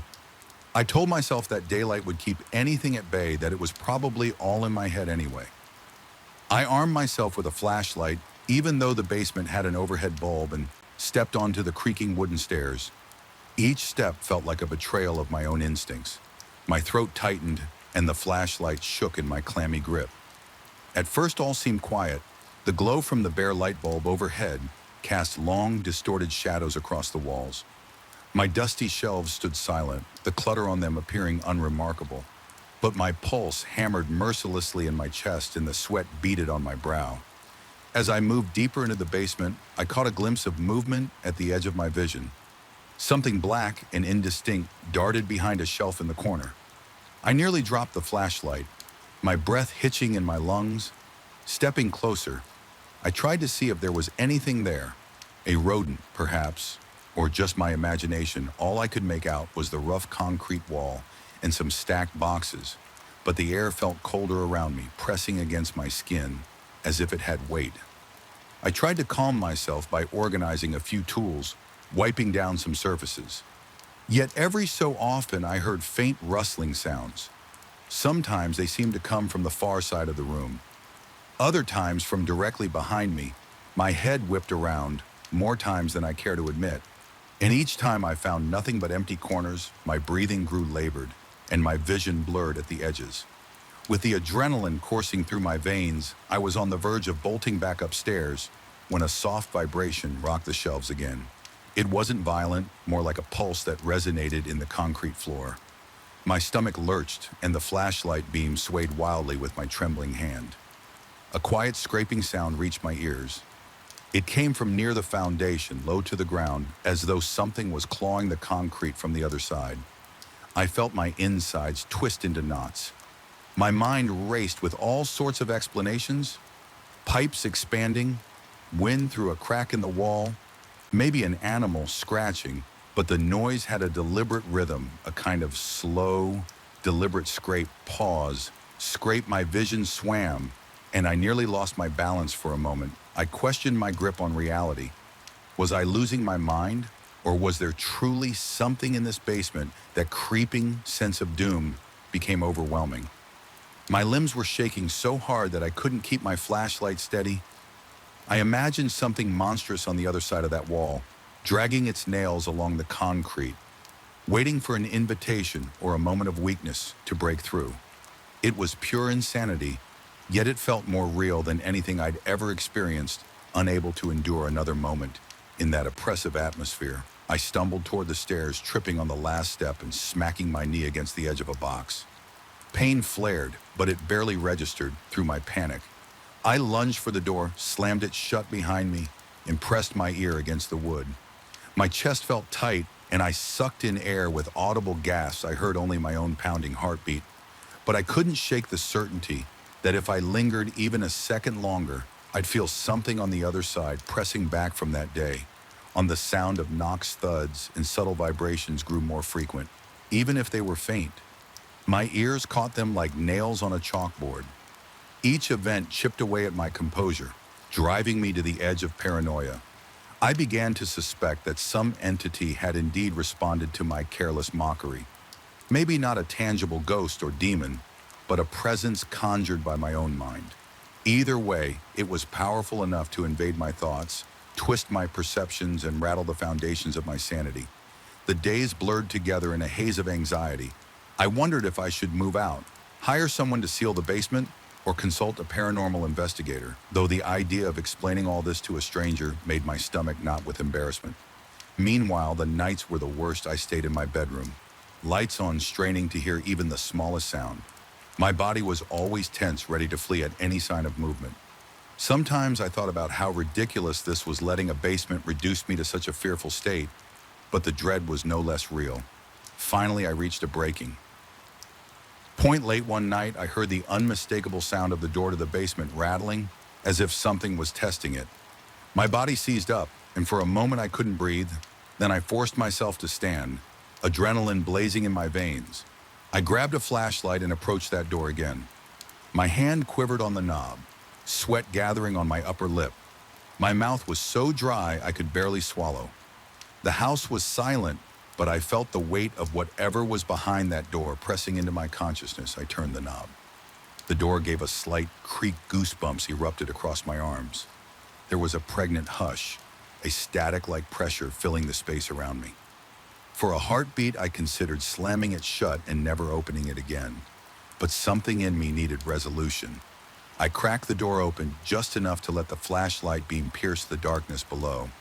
The stairs were empty, the overhead bulb swaying gently without any breeze. The sense of being watched nearly made me collapse, yet no shape, no face revealed itself. I realized I was muttering under my breath, half a prayer, half an apology, forever provoking whatever dwelled in the basement. My pulse thundered in my ears, and my hands shook so badly that the flashlight flickered up and down the stairs. I felt close to delirium, convinced that if I waited long enough, some horrifying figure would step into that narrow cone of light. But nothing did. My resolve faltered, and I slammed the door shut again, fighting the urge to scream. My lungs burned with frantic breaths, and I wondered if the floor might give out from under me. With how violently my body shook, standing there hard on the brink of bursting, I realized that this presence, whether real or in my head, was not going to vanish. It had latched onto my fear, grown stronger with my every tremor. I might never truly be rid of it. Even if I moved away, I suspected the haunting sensation would follow me, echoing in every silence, lurking in every shadow. My attempts to dismiss it had only tightened its grip on my psyche. I stayed up until dawn that night, listening to the house breathe around me, waiting for the next knock or scratch. None came. The stillness itself felt ominous, like the calm eye of a storm. When the first rays of sun finally broke over the horizon, I had a single disturbing realization: the basement had become a mirror of my own fears, a place where my mind's darkest anxieties could take form by daring something unseen to appear. I had opened a door that might never fully close. I haven't slept well since every moment in this house feels charged with an electric tension, as though something awaits the next misstep. I haven't gone back into the basement. The door remains shut, though I can't ignore its presence. Sometimes I hear a slight rattle or a muted thump, and each time my heart leaps into my throat. I'm caught between confrontation and surrender, between rationality and sheer terror. The house is quiet now, but that quiet is not comforting. It's loaded with a promise that the worst is yet to show itself in the end. All I can do is endure. I don't know if I'll ever truly find peace here again. Whenever night falls, the dread creeps back cold and relentless. My heart pounds just from walking past that door. My body tenses with the memory of shaking shelves and falling keys. The tension feels endless, a silent occupant that shares these walls with me. And every knock in the night, every subtle vibration reminds me that once you invite something unseen to reveal itself, you can never really send it away. The horror remains waiting in the darkness below. Knew something was off the moment I first stepped into that corridor. It was the single path from my bedroom to the kitchen, a narrow stretch of creaking floorboards and wavering shadows that twisted in my periphery. Even on that first night, I felt it a prickling at the back of my neck, like a chill seeping from the walls and tapping against my spine. I told myself it was just the age of the house, just the way old wood can moan and sigh in the night. But deep down, I suspected there was more to it. Something unseen hovered in the corners, waiting for me to pass. My colleague Brian insisted we take this rental because it was spacious and had character. He liked the vintage wallpaper, the arched doorways, the sprawling backyard. I was less enthused, but the rent was cheap and it was close to work. The landlord had no tragic stories to share, no rumored hauntings or ghastly legends. He called it a stately heritage home and left it at that. Brian moved into the larger bedroom down the hall, while I took the smaller one right beside that corridor. I quickly learned that the hallway itself was the biggest drawback every time I walked through. My pulse throbbed in my ears. My stomach clenched as if expecting a confrontation with something just beyond sight. It started subtly, barely noticeable at first. One evening I swore I heard a sigh in the darkness. Another time I heard what sounded like gentle footsteps. They were never loud enough to be sure I could always explain them away as the house settling, or perhaps Brian wandering around in the living room. But there was an underlying disc, a sense that the corridor itself was hungry for attention. The hair on my arm stood on end whenever I had to pass through, and my skin felt clammy, as if the atmosphere there were colder and thicker than anywhere else in the house. Brian didn't admit to feeling the same unease. He would shrug when I brought it up in a roundabout way, telling me everything was fine, that I needed to relax.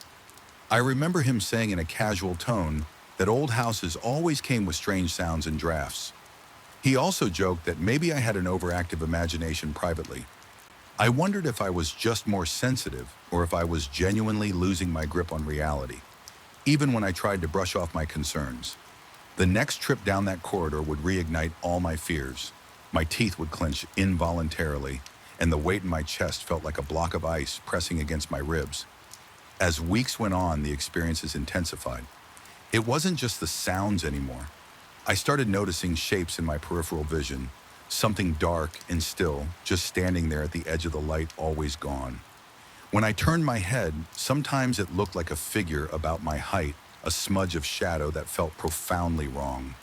Other times I sensed a presence looming behind me. My heart would pound so hard I could hardly breathe. My palms became slick with sweat, and I had to fight the urge to bolt for the kitchen or retreat to my room.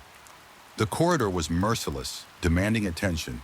Even when I tried to ignore it one night after finishing a late shift, I returned to the house exhausted, eager for a quick meal before collapsing into bed. Brian's door was closed, but a faint glow leaked from beneath it. He was likely still awake. The rest of the house was dark and silent, except for the incessant groaning of the old pipes. As I crossed the threshold into the corridor, I felt an immediate drop in temperature. My breath came out in short, tense puffs, each exhalation sharpening my senses to a razor's edge. There was a tremor in my arms as though my body was warning me to stay away. Yet I forced myself to move forward. Halfway through the corridor, I heard a definitive step behind me, a single deliberate press of wood underfoot. I froze, my pulse throbbing in my temples. The entire corridor felt more confined, like the walls were leaning in slowly. I turned my head, expecting to see Brian, or maybe my own shadow, cast strangely, but there was only darkness, a cold, uncanny emptiness that made my stomach twist in knots. I stood there unable to blink until a second footstep echoed. It was close, uncomfortably close, and the air around me grew thick with dread. My lungs burned as I forced myself to breathe. That moment stretched on, taut as a wire about to snap. I felt my knees threaten to buckle. Yet some primal instinct commanded me to run. I bolted for the kitchen, nearly crashing into the fridge. My heart hammered like a wild drum, and my fingers fumbled to switch on the overhead light. Even in the fluorescent brightness, my chest was tight. My ribs and a tingle of electricity coursed through my limbs. The corridor looked different in that moment, more distorted, as though the floor stretched longer than usual, and the walls loomed closer. I nearly called out to Brian, but stopped, recalling how little help it had been before. Instead, I closed my door, locked it, and slumped to the floor, trembling. My skin was clammy with sweat, and my lungs felt tight. A pang of nausea gripped my gut. I kept hearing the memory of that faint sigh and the soft thump of phantom footsteps. It was impossible to rest when I finally crawled into bed. Exhaustion weighed me down, yet fear kept my eyes wide open. The corridor became the epicenter of my anxiety, an ever-present reminder of something intangible but undeniable. Not long after, the nightmares intensified. Some nights I swore I could hear voices just outside my bedroom door, as though muffled shapes were congregating in the corridor. Speaking in low, urgent tones, their presence felt invasive. My tongue would go dry, and my body would be seized by a pins and needles sensation that left me momentarily paralyzed when I finally mustered the courage to open my door. I would find the corridor empty, its floorboards as quiet as a grave. Each time my fear deepened, and I started doubting my senses even more. Was it possible that the house itself was feeding on my dread? Eventually, Brian noticed my jumpiness. He asked if I was feeling all right, mentioning I looked like I hadn't slept. I told him indirectly that something was off about the hallway and that I needed a break from the house. He suggested I go for a walk or maybe stay with a friend for a couple of days. I could hear concern in his voice, yet he never admitted to feeling that same oppression. There was no direct mention from him that he was aware of any presence lurking in the shadows. Whenever he passed me in the corridor, he seemed perfectly calm. I hated that it felt like the house singled me out, like I was the only one who could sense this intangible force that night. I made a decision I would confront it, or at least try to. Standing at the doorway of my room, I forced myself to stare down the corridor without blinking. My heart thudded against my chest so violently that I felt the pulse in my throat. I breathed in shallow gasps, fighting the urge to close my eyes. The corridor was dark except for a faint glow from the kitchen lamp at the far end. The distance between me and the kitchen seemed greater than usual, as though the house had stretched itself into some twisted labyrinth. With each slow step, the floorboards groaned beneath my feet, and the atmosphere grew heavier. It felt like walking underwater, each movement requiring immense effort. My ears picked up the faintest shuffle behind me, but I refused to look back. Cold sweat trickled down my temples and my vision flickered as anxiety started to overwhelm me. My instincts screamed at me to run back to my room and lock the door. Still, I pressed on, determined to uncover whatever was haunting me around the halfway point. The air pressure changed, my ears popped, and a strange static hiss buzzed in my head. I had the sudden impression that something was leaning in close, brushing against the back of my neck. An involuntary shudder racked my body, and I nearly stumbled forward. My lungs burned with the effort to maintain composure. That was when I glimpsed it, the distinct silhouette to my right. Not a fleeting blur this time, but a solid shape, a humanoid darkness that stood there silent and unmoving. My mouth went bone dry, every muscle in my body screamed at me to flee, but a stubborn part of my mind insisted I hold my ground. I turned my head slowly, heart pounding so loud it felt like a drum in my skull, and finally faced it. The thing was only a few paces away, motionless. I could see no features. No face, just a concentrated void where a person might be. Its presence exuded a strange resonance, as though it distorted the air around it. And then in a single heartbeat, it was gone. The corridor was once again empty. My breath came ragged and harsh, my vision blurred with terror and adrenaline. My whole body trembled, and I backed against the wall, pressing my palms to the cold plaster. I stood there for what felt like ages, trying to steady my breathing and slow the frantic beating of my heart. The realization washed over me. I hadn't imagined this. I truly saw something, and it saw me. I retreated to the kitchen, leaning heavily against the counter, heart still hammering my arms, shook, and every breath felt like I was inhaling shards of glass. I glanced back at the corridor, an ordinary hallway, aged and unassuming, yet I knew it was anything but ordinary. Something was in there, something that fed on the dread it invoked. Brian found me in the kitchen later, eyes wide and face pallid. He asked what was wrong, and I told him as calmly as I could that I had finally seen it. He looked at me with deep concern, suggesting I find help or talk to a professional. He assured me he would give me space to handle it. However, I needed, part of me sensed pity in his tone, as if he thought my grip on reality was slipping. I couldn't bring myself to argue. Maybe I was losing it, or maybe something else was truly dwelling in this house, visible only to those vulnerable enough to notice. That evening, I made another decision. I had to leave. Whether I was imagining everything or not, I couldn't remain in that suffocating environment. My sanity was fraying with each passing day. I packed as many of my things as I could, ignoring the guilt over leaving Brian. My hands were unsteady and cold sweat dotted my brow. My breathing was shallow and my nerves felt like live wires under my skin.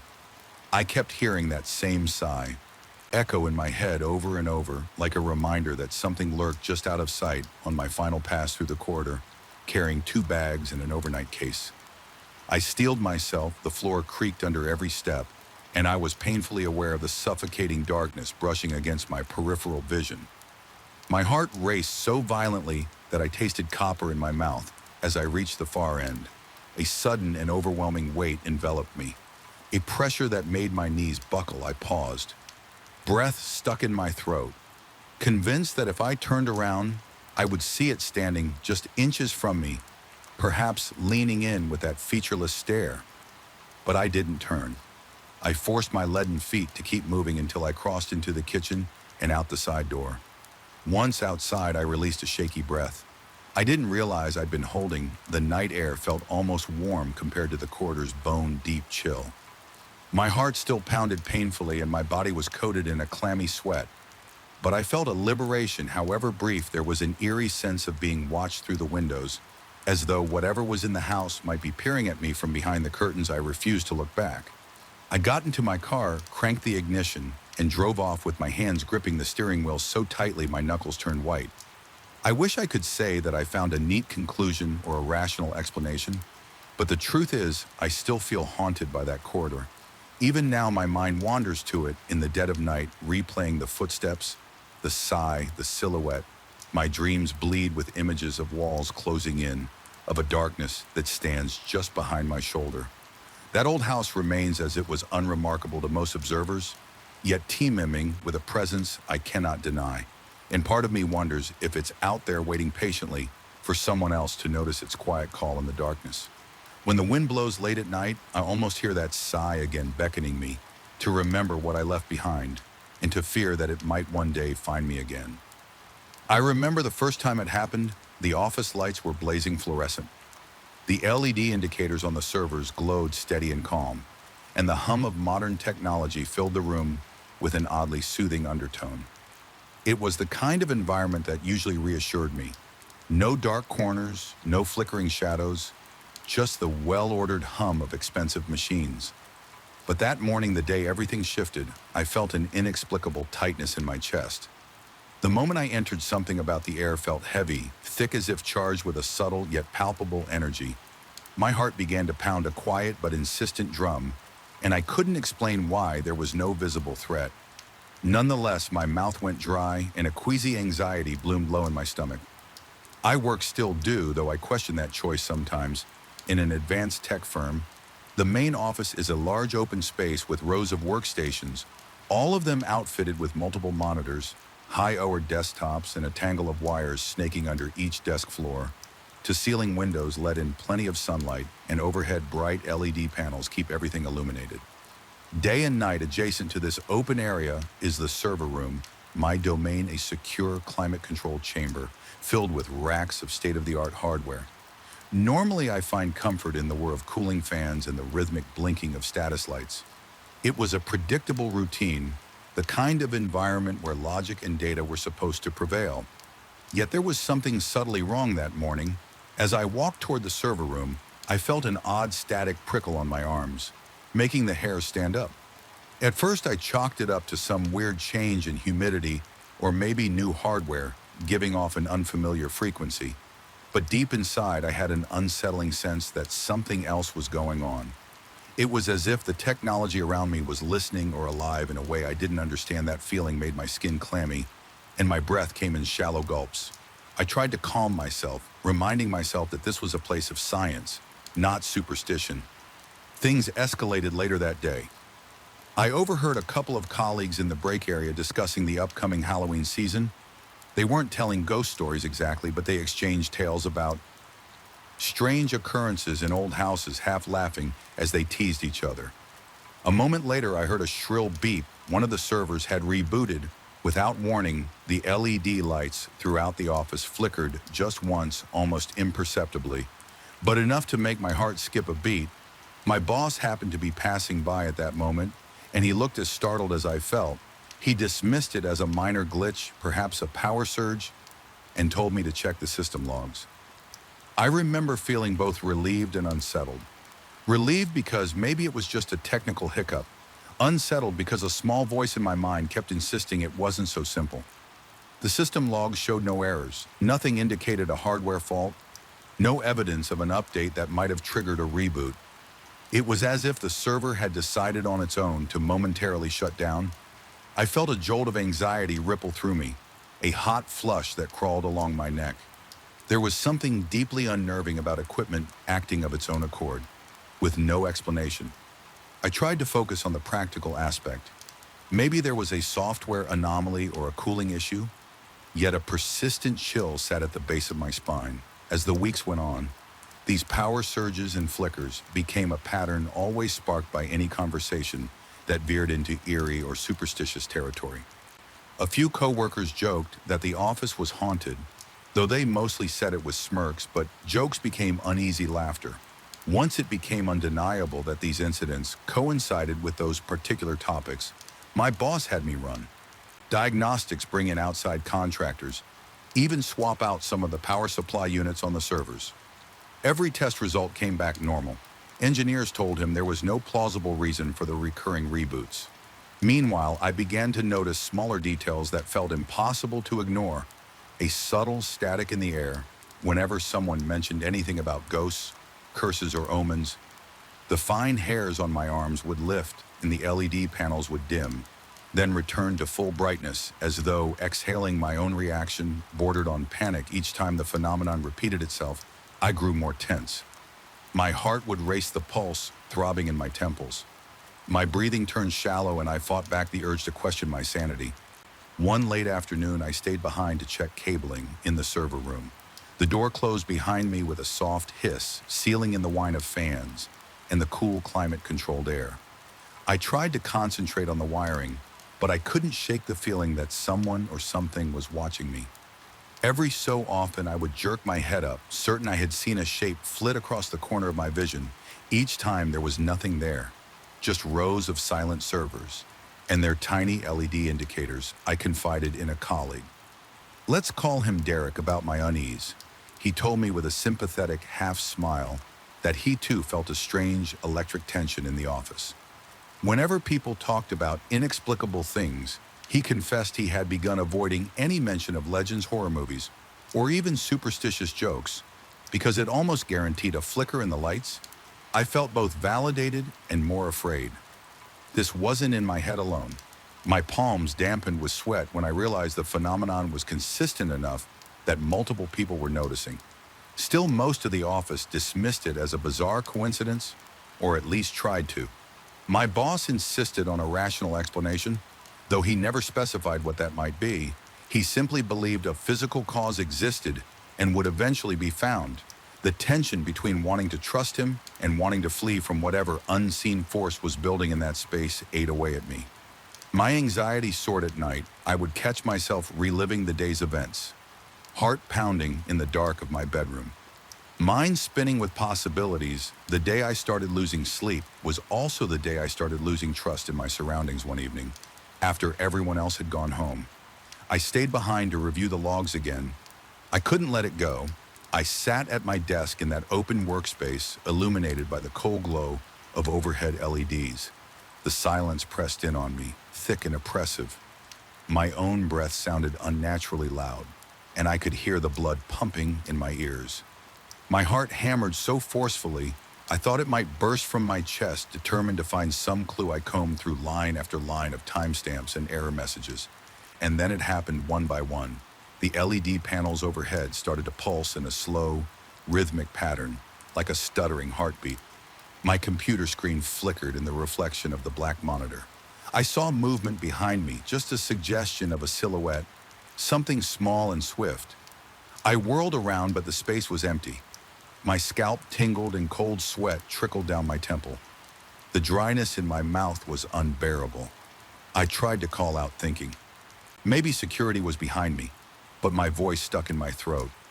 Then out of nowhere, the servers in the next room began to cycle, up and down, fans spinning faster, then slowing almost as if they were breathing. The hum changed pitch, a rising and falling moan that made my stomach twist in fear. I forced myself to approach the server room. Each step felt like walking through molasses. My lungs tightened, and I fought the urge to run in the opposite direction as I opened the door. The lights above flickered more intensely.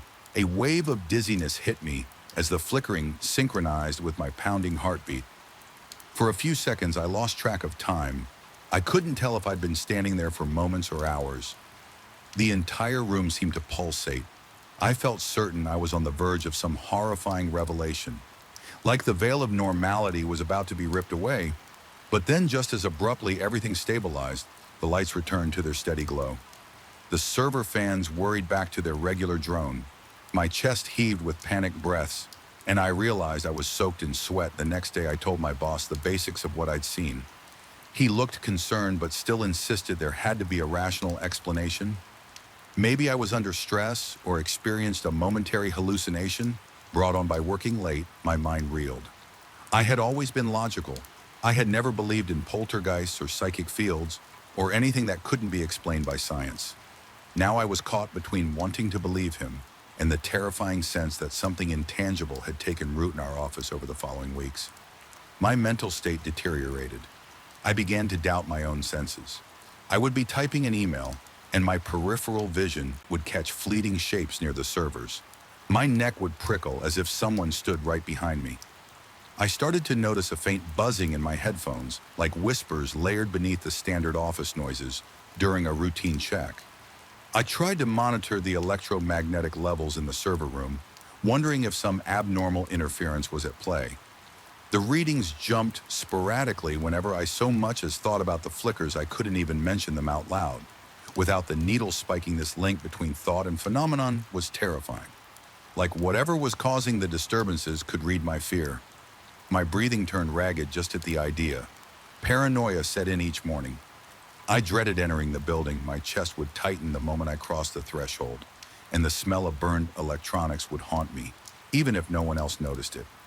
Simple tasks became burdensome because I was always on edge, anticipating another flicker, another glitch. I avoided talking about anything, even remotely superstitious. But it didn't matter. The tension in the air had matured into a constant, oppressive weight. Coworkers began to notice that I looked pale and jumpy. Some quietly asked if I was all right, but I could see the uncertainty in their eyes, as though they suspected I might be unraveling. Sometimes I felt surges of anger or desperation, and the lights would respond with a brief blink, as if the entire system was acknowledging my distress. At those moments, I could hardly breathe. It became impossible to separate my fear from the swirling undercurrent of energy that seemed to saturate every device in the office. My heart often felt like it was clawing its way out of my chest, and I would taste bile at the back of my throat one late night with almost everyone gone. I decided I needed to confront whatever was happening. I sat down in the darkened office, the only illumination coming from the distant glow of streetlights and the soft LEDs on idle computers, taking slow measured breaths. I forced myself to speak out loud, not caring if anyone else heard. I asked whatever was in that space to show me a sign to make me understand. My voice trembled and my lips felt numb, but I pushed the words out. The silence that followed seemed to expand, a hollow vacuum of anticipation. Then gradually I felt the atmosphere shift. It was as if the entire building inhaled. The overhead lights began to pulse again, but more faintly this time, like a gentle heartbeat. The servers in the adjacent room came alive with a low resonance that vibrated through my bones. I realized with a jolt of panic that the phenomenon was responding to me. My lungs felt too small and cold. Sweat trickled down my back despite the overwhelming terror. There was also a strange sense of connection, as though I was bridging a gap between the tangible and the intangible. It felt like I was being urged to accept something horrifyingly beyond normal comprehension. Then it ended, just ended. The lights returned to normal, and the servers quieted to their usual operational hum. My entire body shook, and I almost collapsed. There was no definitive answer, no clear message, just this impression that the entity or force, or whatever it was, had acknowledged me. I stood there trembling, uncertain whether this was more horrifying or more reassuring. The next day, I told my boss that I had a solution. I would do my best to ignore the phenomenon and ensure no one in the office discussed anything related to horror, superstition, or paranormal events. He seemed taken aback but didn't argue. There was an unspoken pact among some of us to avoid all mention of those subjects for a time. The flickers subsided, the reboots became less frequent, but the tension never really disappeared. It was like living with a coiled snake under the floorboards. Maybe it wouldn't strike if we tiptoed around it, but we all sensed it was still there. My sanity remained fragile on the surface. I appeared functional, doing my tasks and assisting colleagues internally. I was a trembling mess of nerves and paranoia, always expecting the next surge of energy. The slight crackle of static from a monitor or an unexpected beep from a server could send my heart into a frenzy. My nights were plagued by insomnia, replaying every glitch in my mind, questioning if I was the cause or the victim. My body constantly ached from the tension. My mouth stayed perpetually parched, as if I could never quench a deeper thirst, some primal need for security that was no longer attainable over time. I realized I couldn't stay in the suspended state of vigilance forever. Something had to give. I began planning to take a leave of absence, hoping that distance might loosen the invisible grip that office held on me. I wasn't sure if physically leaving would help, but I felt I had to try before finalizing that plan. I decided to check the logs one last time to see if there was any definitive proof of an external force. When I did, I noticed a pattern I had missed before each event was timestamped, exactly after someone mentioned fear or superstition. The correlation was absolute down to the second. It wasn't just random, it was synchronizing with our words. That knowledge made me feel both validated and deeply afraid on my last evening in the building before my planned leave. I walked through the office alone, pausing to listen to the faint hum of electronics and the subdued hum of the air conditioner. The overhead lights glowed softly. My chest felt tight, but this time I also felt a ripple of determination under my fear. I approached the server room, placing a hand on the door.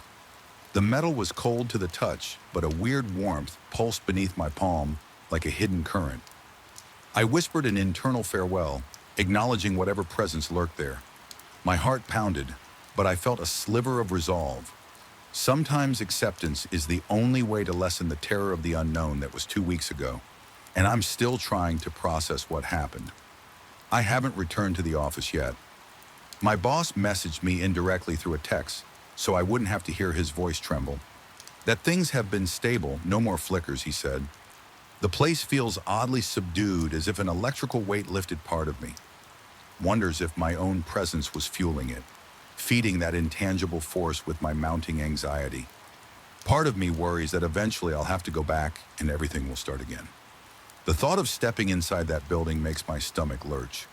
I keep replaying the final moments, that charged silence before I left, when it felt like the entire space was holding its breath.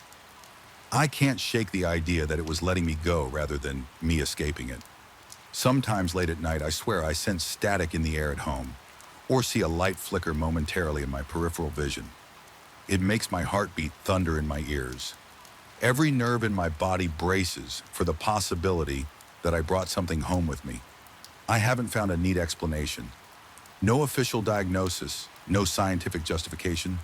All I know is that the office's environment became a mirror of our fears. It thrived on them in its own silent, pulsing way.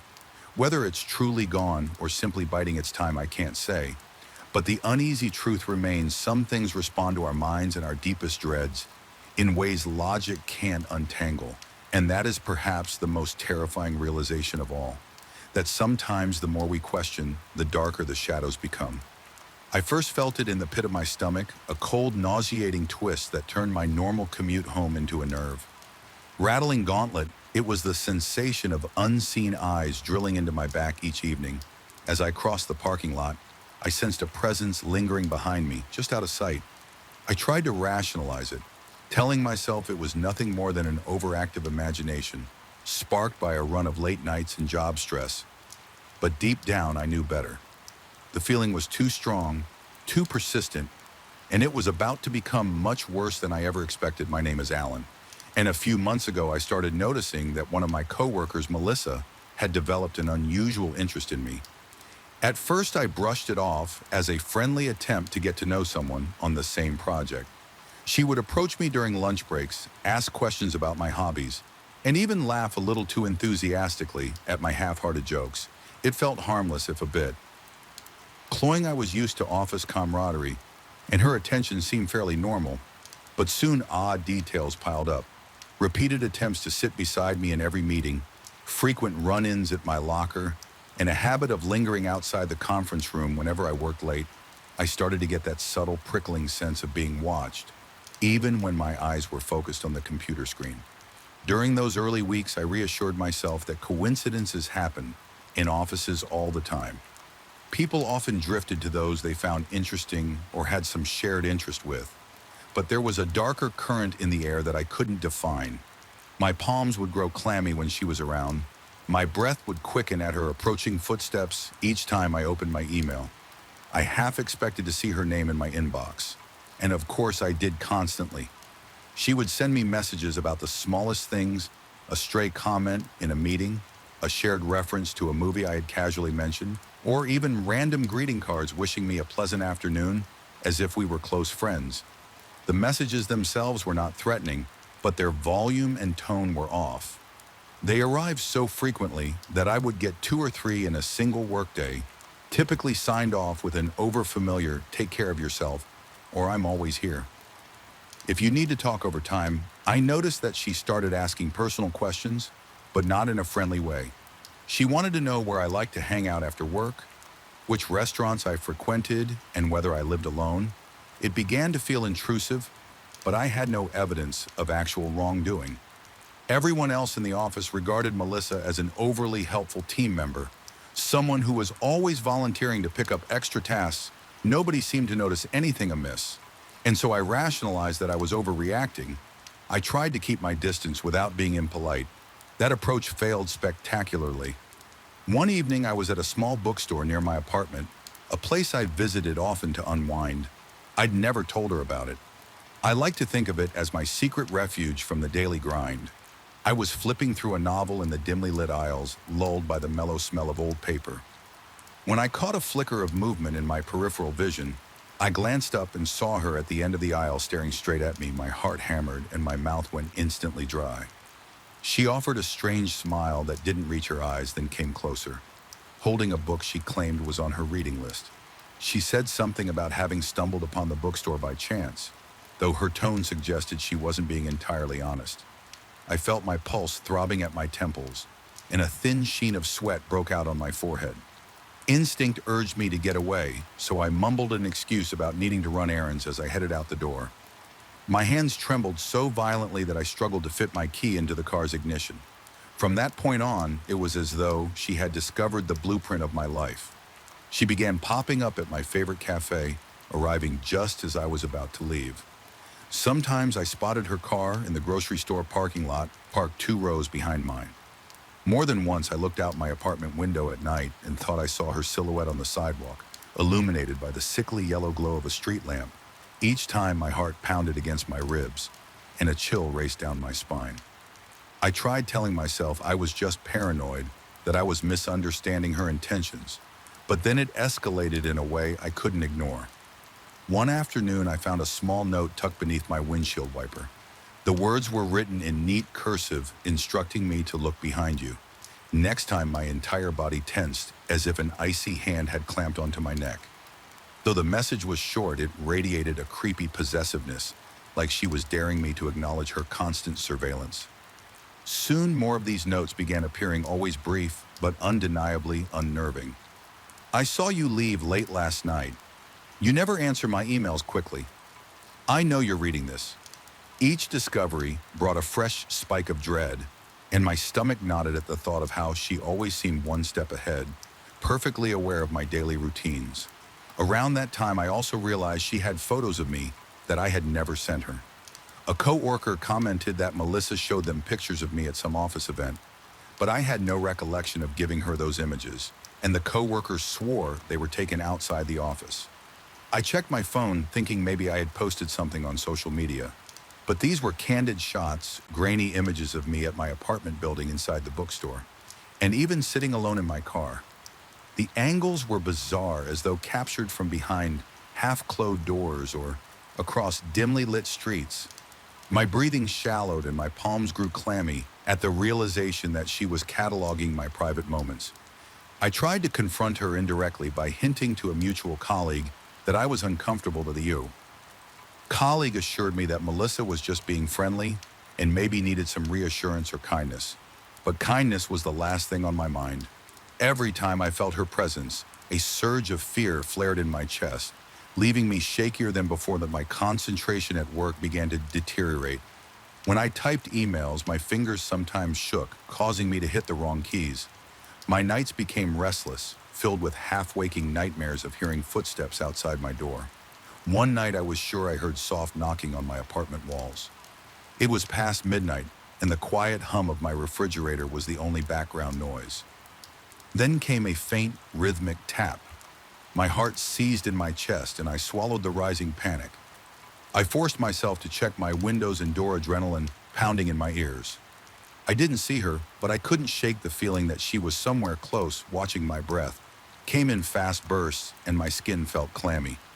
I remember standing in the center of my living room with the lights turned off, feeling as if my own home had turned into a hostile territory in the darkness. Every shape seemed menacing. I imagined her lurking in the shadows, waiting to step forward and claim me for her dark obsession. Strange things began to happen at the office too. Several times I would come back to my desk after a meeting and find my chair repositioned or my computer screen left on some random file I hadn't opened.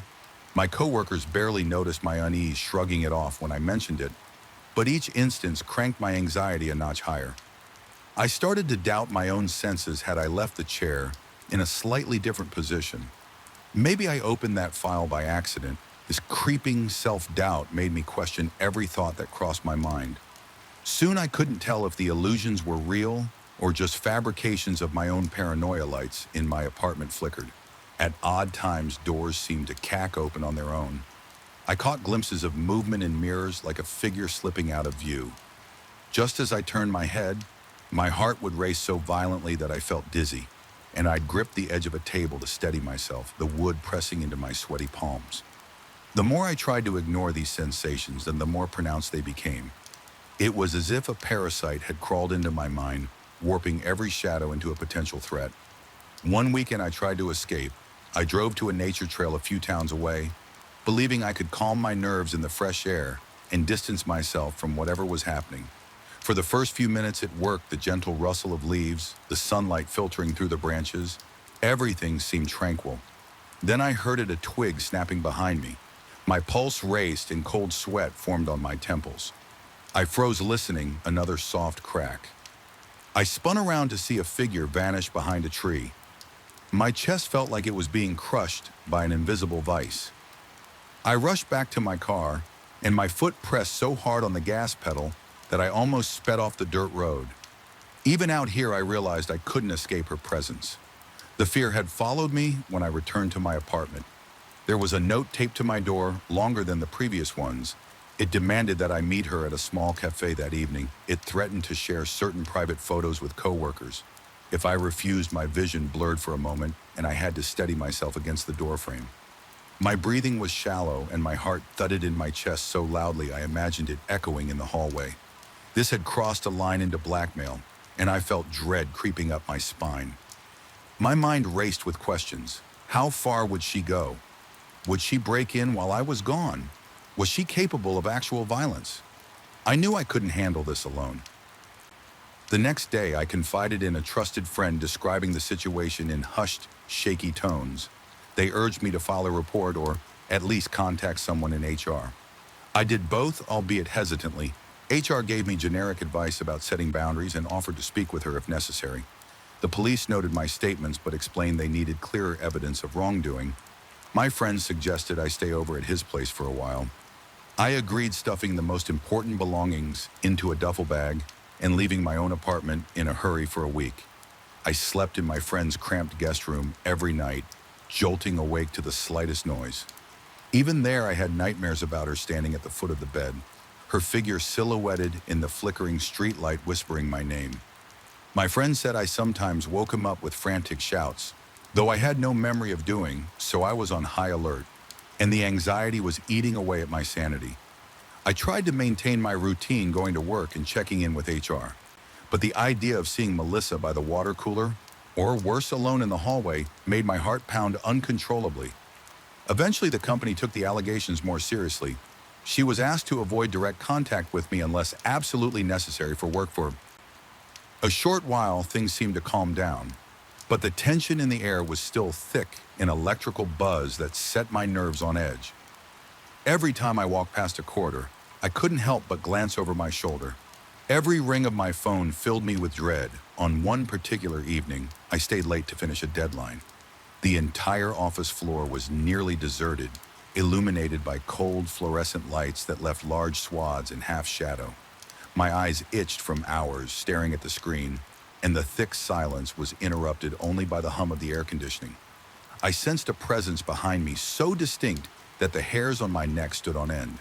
I spun around, half expecting her to be there. Nothing, a wave of relief trickled through me, leaving my muscles slack and trembling. But then behind the partition, I caught movement. I heard a soft shuffle like a shoe scraping against the carpet. My pulse spiked, and for a few seconds I was too terrified to move. Gathering whatever courage I had left, I crept forward every step, as cautious as if I were crossing a minefield as I rounded the partition. I saw a shape in the dim corner. Someone crouching. My heart battered my ribs, and I stifled a gasp.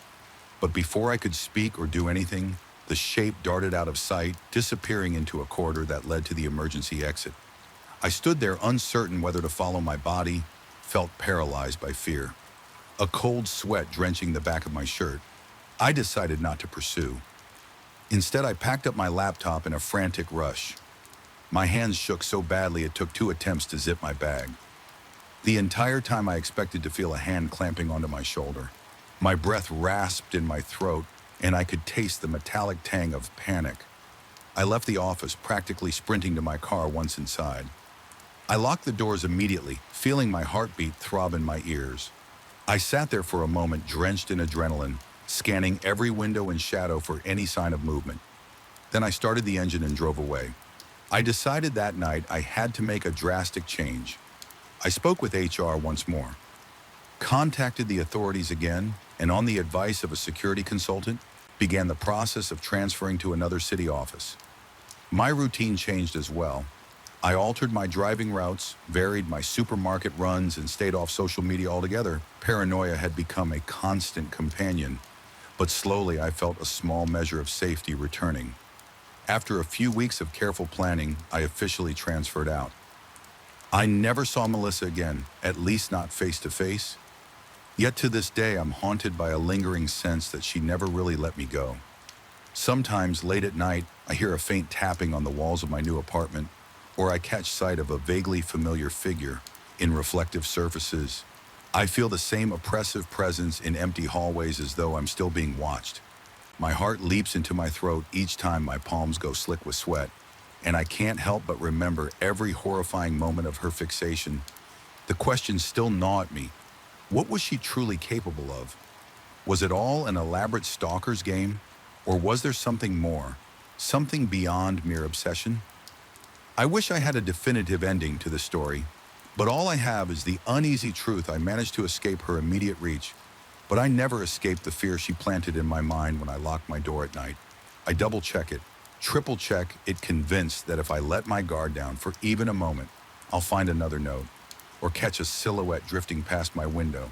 That sensation in the pit of my stomach, the cold twist of dread, it never fully went away.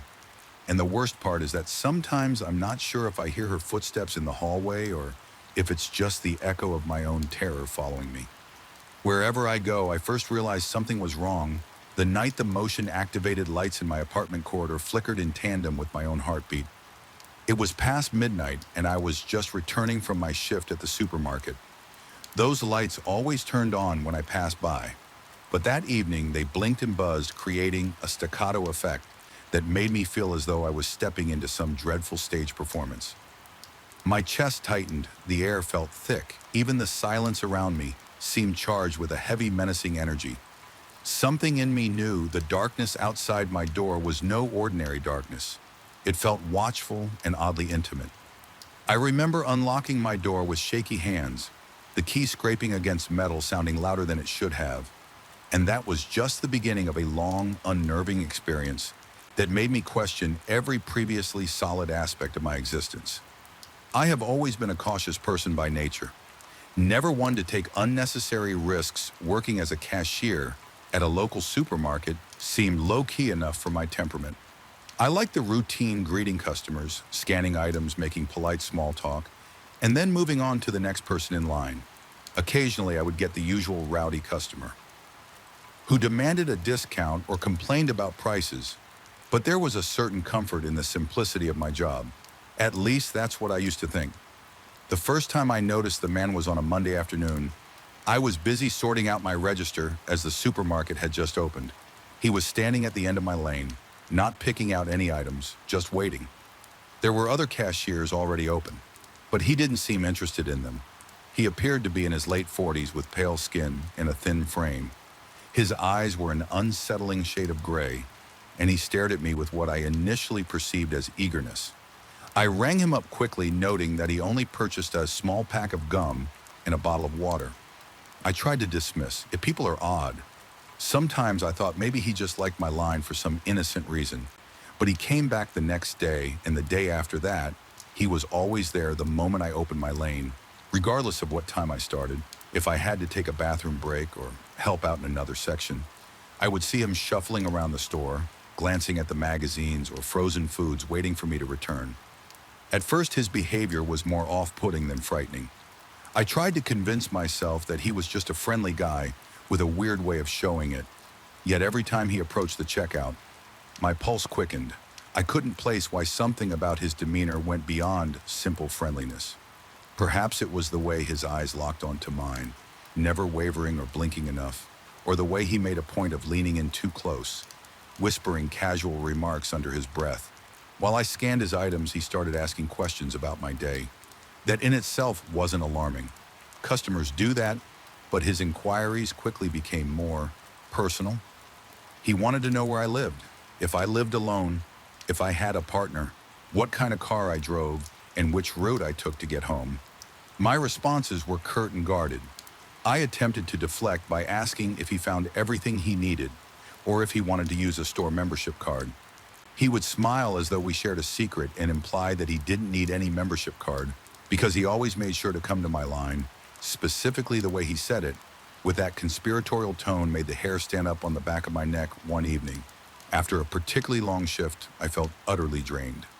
I closed up my register and headed out to the parking lot. The day had been cloudy, and by the time I stepped outside, the night sky looked almost purple. The streetlights cast an eerie glow on the wet asphalt. Then I saw him. He was leaning against the hood of my car, arms crossed as if we were old friends meeting for a late-night chat. My stomach lurched, and a wave of cold sweat broke across my forehead. He greeted me by my first name. Even though I'd never told him what it was, I recall feeling my legs tremble. My breath got caught in my throat, and my vision blurred for a moment, as though reality had decided to tilt just enough to make me queasy. He began talking about how he had seen me leave the store alone every night, and how he worried about me, wanted to make sure I was safe. I couldn't bring myself to meet his gaze. I mumbled an excuse about needing to get home quickly and brushed past him, opening my car door. With unsteady hands, he stood there without moving an inch, his stare drilling into me. The moment I got in my car, I locked the doors and drove off, glancing in my rearview mirror the whole time he stayed in the same spot watching me. Until I turned out of the lot over the next few days, my sense of dread intensified. It became apparent that he wasn't just a pushy customer. He was actively tracking my schedule. No matter what shift I took, he'd show up within minutes of me opening my register. If I tried to switch lanes or run a quick errand away from the checkout, I'd see him skulking in some corner, pretending to look at canned goods or reading nutritional information on the back of a cereal box. I told my supervisor I was feeling uncomfortable with a particular customer's attention. She suggested I change shifts to avoid him, which I eventually did. But it didn't help for long. A few days after changing to a later shift, I caught a glimpse of him through the glass doors just standing there. He walked inside the moment he saw me start to ring up customers. My mental state deteriorated at night. I found it difficult to sleep. I'd lie in bed, heart pounding so loudly that my eardrums throbbed, every slight noise in the hallway. Footsteps, doors clicking shut. Water running through the pipes made me bolt upright. I checked the locks multiple times, sometimes pacing around my apartment for an hour or more. Too uneasy to rest, my reflection in the bathroom mirror became gaunt eyes ringed with purple shadows, a testament to my mounting paranoia. I began to sense a presence in my apartment, small signs that someone or something else was there. A door slightly ajar that I knew I'd closed, a misplaced mug, a light turned on when I was sure I had shut it off. At first I blamed exhaustion and stress, but the coincidences piled up to a point where I no longer felt they could be mere accidents one night. As I was drifting into a restless sleep, I heard a sound in the living room, like someone running a fingernail across the wall. My entire body locked with fear, my throat tightening as though an invisible rope was choking me. I told myself it was the building's pipes or the old wooden floors settling, but the sound repeated, almost methodical, reminding me of someone lightly tapping or scratching, just enough to be heard. I leaped out of bed, grabbed the flashlight from my nightstand, and forced myself to look around. Nothing was there, but that didn't comfort me. In fact, it made things worse. The emptiness of the room felt loaded with threat, as if something intangible hovered in the corners, watching and waiting in the daylight. I tried to rationalize my fear. I told myself that the man was just a stalker, a run-of-the-mill creeper who had latched onto me for some inexplicable reason. Yet as time went on, his presence seemed to grow beyond mere physical stalking. There were moments in the supermarket where I felt his gaze on me before I even spotted him.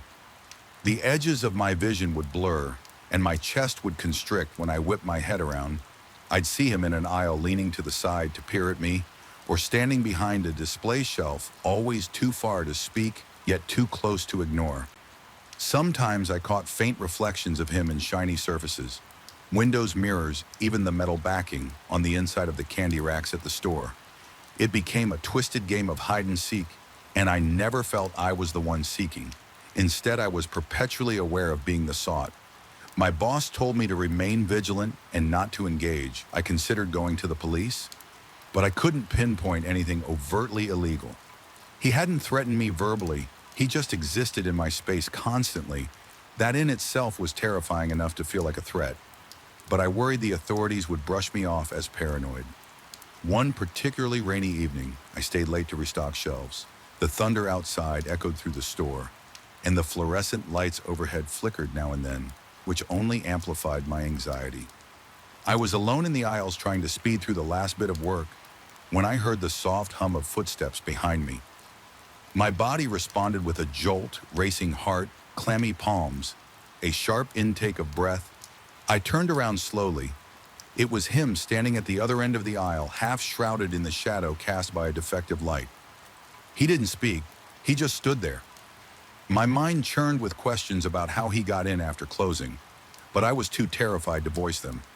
At that moment, as something cold and electric passed through me, it was like a static charge multiplied tenfold.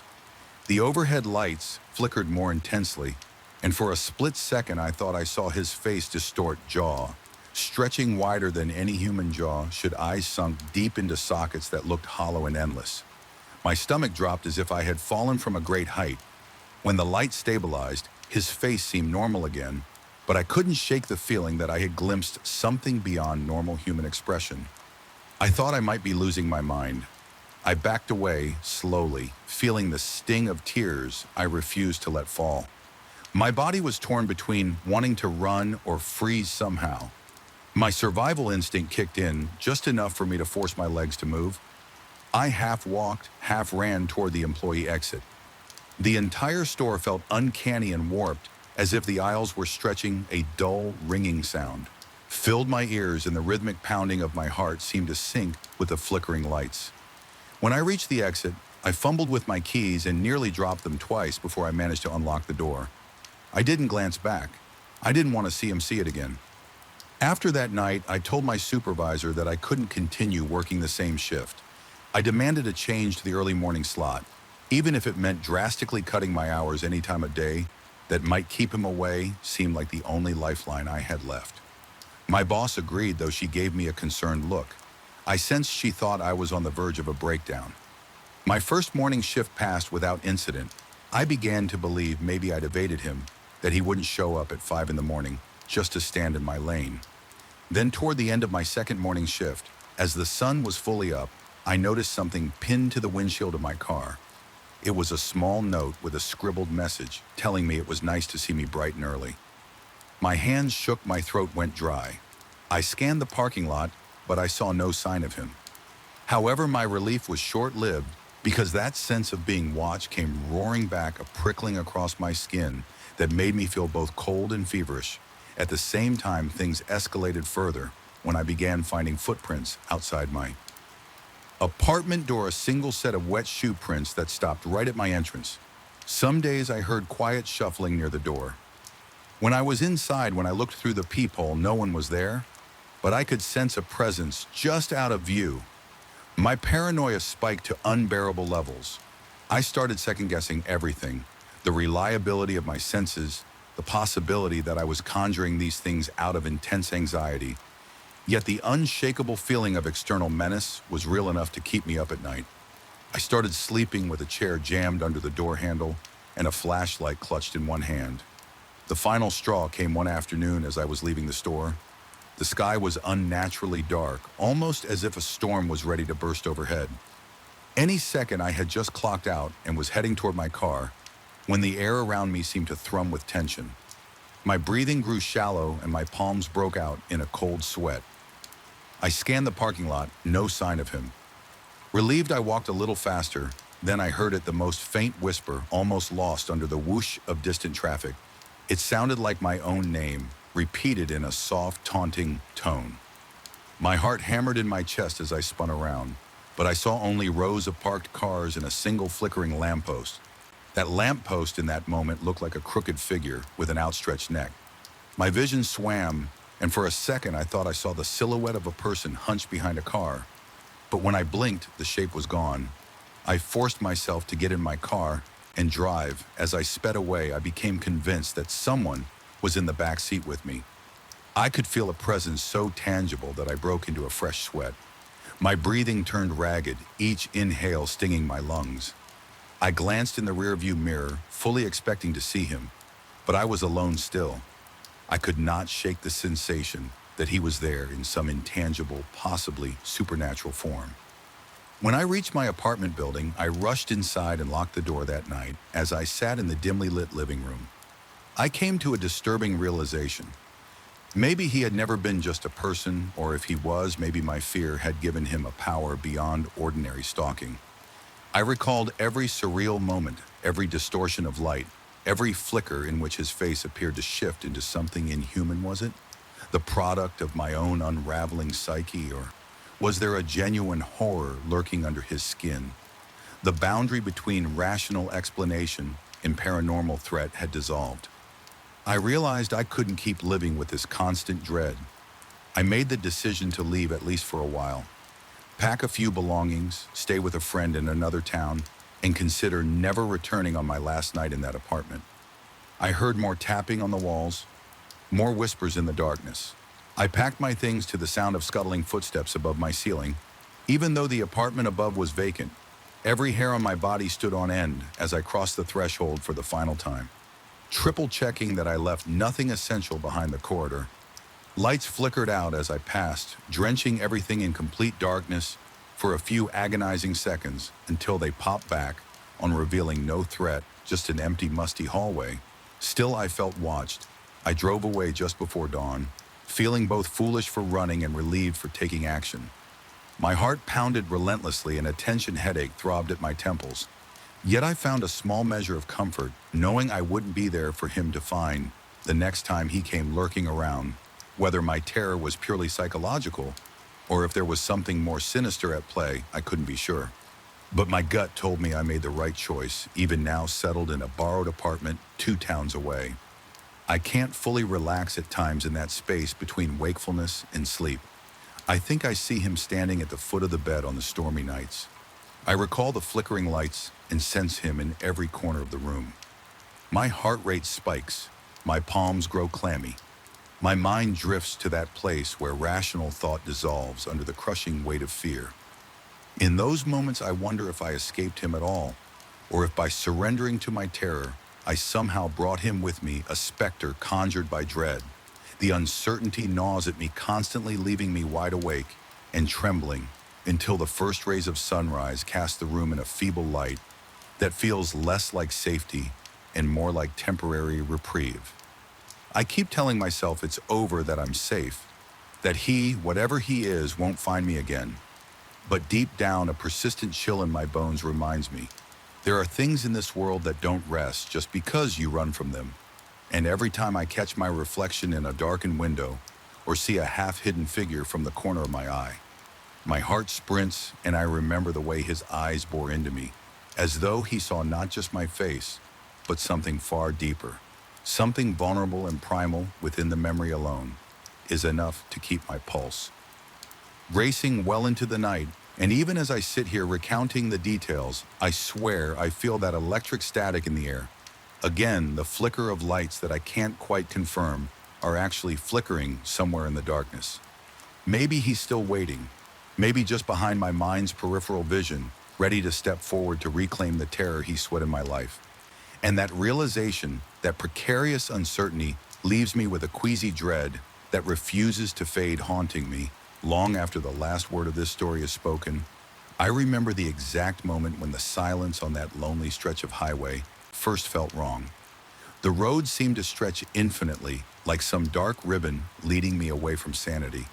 My shift at the hospital had been brutal, 14 hours tending to people on the brink, their moans echoing in sterile hallways, while fluorescent lights hummed with that sickly buzz. By the time I signed out, exhaustion weighed on my shoulders like a lead vest. Driving at that hour was supposed to offer peace. Instead, it became a gateway to one of the most harrowing experiences of my life. The night sky was a gaping void, refusing to share starlight or even a hint of moon-on-glow headlights, illuminated only a narrow swath of tarmac, leaving the periphery swallowed by shadows that seemed to writhe and shift. Whenever I glanced at them, I was used to that tired trick of the eye's exhaustion often creates illusions in the dark. But there was a density to these shadows, an almost sentient mass that pressed against the edges of my vision. A mild drizzle coated my windshield, forcing me to lean forward and squint at the road ahead. The rhythmic squeak of the wipers was the only accompaniment to the engine's soft hum. Every so often I fiddled with the radio, out of habit static, a crackle, then silence again. The few stations that might have been broadcasting this late offered nothing but faint whispers of white noise. Normally, the hush would have soothed me after a day of chaotic emergencies and fluorescent corridors, but something in the air felt charged as though the night itself wanted to speak. I forced a slow exhale to combat the tension creeping into my chest. My heart rate was steady but heavier than usual, each beat resonating in my ears.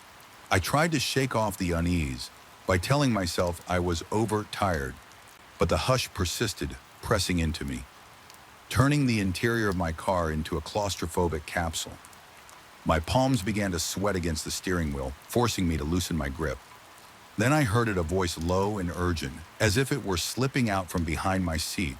It was a single word, but it cut through the silence with an almost physical force, making my heart lurch. It demanded I accelerate. That voice was so clear it might have been a passenger sitting right behind me without even thinking. I slammed my foot on the gas tires, squealing as the car surged forward instantly. Adrenaline spiked and the edges of my vision blurred. I clung to the wheel knuckles, white, trying to steady the car as I rounded a sharp curve. The back end swerved, nearly sending me skidding into a ditch, but I wrestled control and straightened the vehicle with a gasp that tore at my throat. My heart pounded so violently I could feel the echo in my fingertips. In a split second, the voice was gone, and a deafening silence rushed back in. I was panting, my tongue dry, and my mouth parched like all moisture had evaporated. In the space of that single terrifying moment, my mind raced. Had I really heard someone in the car, or was it just an auditory hallucination produced by my exhausted brain? When I finally studied the car's speed and took a quick glance at the rearview mirror, I saw only empty seats, dark and featureless. Yet the oppressive feeling that someone was lurking behind me refused to dissipate. I pressed onward, forcing my eyes on the lane ahead, determined to make it home. The tension in my muscles bordered on cramping, and I found myself leaning forward as if trying to escape my own seat. The rain picked up, drumming on the roof, but that usual lullaby of droplets did nothing to soothe me. Every few minutes, I caught myself scanning the rearview mirror, certain I'd see a shape or silhouette. My rational mind told me it was just nerves. Nonetheless, the skin on my arms prickled with goosebumps every time I looked. When I finally rolled into my driveway, relief fluttered weakly in my chest. I stepped out, my body trembling with unspent adrenaline. The late-night wind was cold, slicing through my jacket and making the hairs on my neck stand on end. Inside, the house was still and dark. The hallway lights were off, but that was expected. No one was there to keep them on. That emptiness usually felt comforting after chaotic shifts, but tonight it felt too large, too quiet, as if any breath or creak would ricochet off the walls and betray some presence. I didn't want to admit was there for weeks. After that night, I couldn't shake the memory of that voice I told my colleagues indirectly about, a strange experience, omitting details of hearing an actual whisper. Most said it was stress-related, the sort of hallucination that comes from sleep deprivation. A friend mentioned he once had a micro-sleep behind the wheel, dream imagery bleeding into wakefulness. I wanted to believe them, yet every night on my way home, I felt the seat behind me as though it held an unseen occupant. I kept expecting that voice to return, commanding me with impossible clarity. Even in broad daylight, a sense of intrusion lingered. I'd be making coffee in my kitchen and suddenly feel like someone was watching from the window. The reflection in the glass never showed anything suspicious, but the skin on my back would prickle all the same. My shoulders grew tight, my posture stooped. I started to suffer from persistent headaches, thick pulsing pain that radiated from the base of my skull. At night, sleep was fractured by nightmares. I'd see myself behind the wheel, hearing disembodied whispers. Sometimes they told me to drive into oncoming traffic. Other times they simply repeated my name over and over until I woke up drenched in sweat, gasping for air. Things escalated slowly, almost imperceptibly at first one night, driving home under a pale moonlight. Finally, the sky decided to show me some illumination. I thought I felt a shift in the car's weight, as though someone in the back seat had moved from left to right. My heart pounded so hard it hurt. I flicked on the overhead light, nearly swerving in my panic. The back seat was still empty, but the uneasy heaviness remained over the following days. I noticed an odd smell in the car. It was faint but unpleasant, like singed hair or rotting leaves. No amount of air freshener or driving with the windows down could chase it away. Then the radio started acting up on certain drives, It would burst into static or flicker between stations, even when the power was off. Once I heard something like shallow breathing coming from the speakers. My chest tightened and my scalp tingled, with a sensation akin to ants crawling over my skin. That was the same week my reflection in the rearview mirror began to betray me. Every so often I'd glimpse a face that wasn't mine. It was always too quick to fully register, but I caught the edges, a jawline sharper than my own eyes set slightly farther apart, pale lips twisted in a grimace or grin. I'd blink in terror, and the face would revert to my own startled expression. I tried to convince myself it was a trick of the overhead lights on the highway, or the shapes of passing cars, but each time my rationalizations felt more hollow. My mouth would go dry. My entire body would break out in a slick, cold sweat, as though I had the flu breathing. Became a labor chest rising and falling, with shallow, desperate gasps in those increasingly sleepless nights. I'd lie in bed listening to the house creak and groan. I heard the wind outside, the distant bark of a neighbor's dog. Every sound seemed amplified. Pounding into my heightened awareness, I felt pinned under an unseen weight, as though the voice I'd heard that night had latched onto me, infecting my thoughts. I remember lying there, eyes on the ceiling, envisioning that spectral passenger crouched in the corner of my bedroom, silently urging me to fear everything around me. Even with the lights on the corners, remained dark shapes coalescing just beyond clarity. My heart hammered in my chest until it felt as though it would burst. Yet I still had to keep working. Responsibilities don't vanish just because you're frightened or exhausted. So each evening I dragged myself back to the hospital, run on autopilot through a barrage of tasks, then steel myself for the drive home. The dread of returning to that car, built until the final hour of my shift, felt more horrific than anything I dealt with in the emergency room. One particular night stands out. The day had been filled with the typical chaos, leaving me drained. It was around 2 a.m. when I finally trudged through the parking lot, each step feeling heavier than the last. When I unlocked my car, I heard a distinct click inside, like the door locks snapping into place, even though I just unlocked them. My pulse quickened, easing the driver's door open. I slid into the seat and shut it behind me. Immediately, the interior light dimmed. I turned the key in the ignition, and for a brief moment the radio flared to life with a cacophony of howling static before going silent. I settled my hands on the wheel, forcing my breath to slow my chest. Felt tight, as if an invisible vice was closing around my ribs. I tried to ignore the oppressive hush inside the car, switching on the headlights and creeping out of the lot. For the first 20 minutes, the drive was uneventful, the road devoid of traffic. I allowed myself to relax marginally, though my shoulders remained stiff. Then out of nowhere, the smell hit me, a pungent, acrid odor like burnt plastic. My eyes watered, my nostrils flared as my stomach churned. My first thought was that something under the hood was malfunctioning. I glanced at the temperature gauge. It was normal, but the stench persisted, filling the car. My heart hammered. I felt a sensation of movement behind me again. With a trembling hand, I adjusted the rear-view mirror. My breath caught in my throat.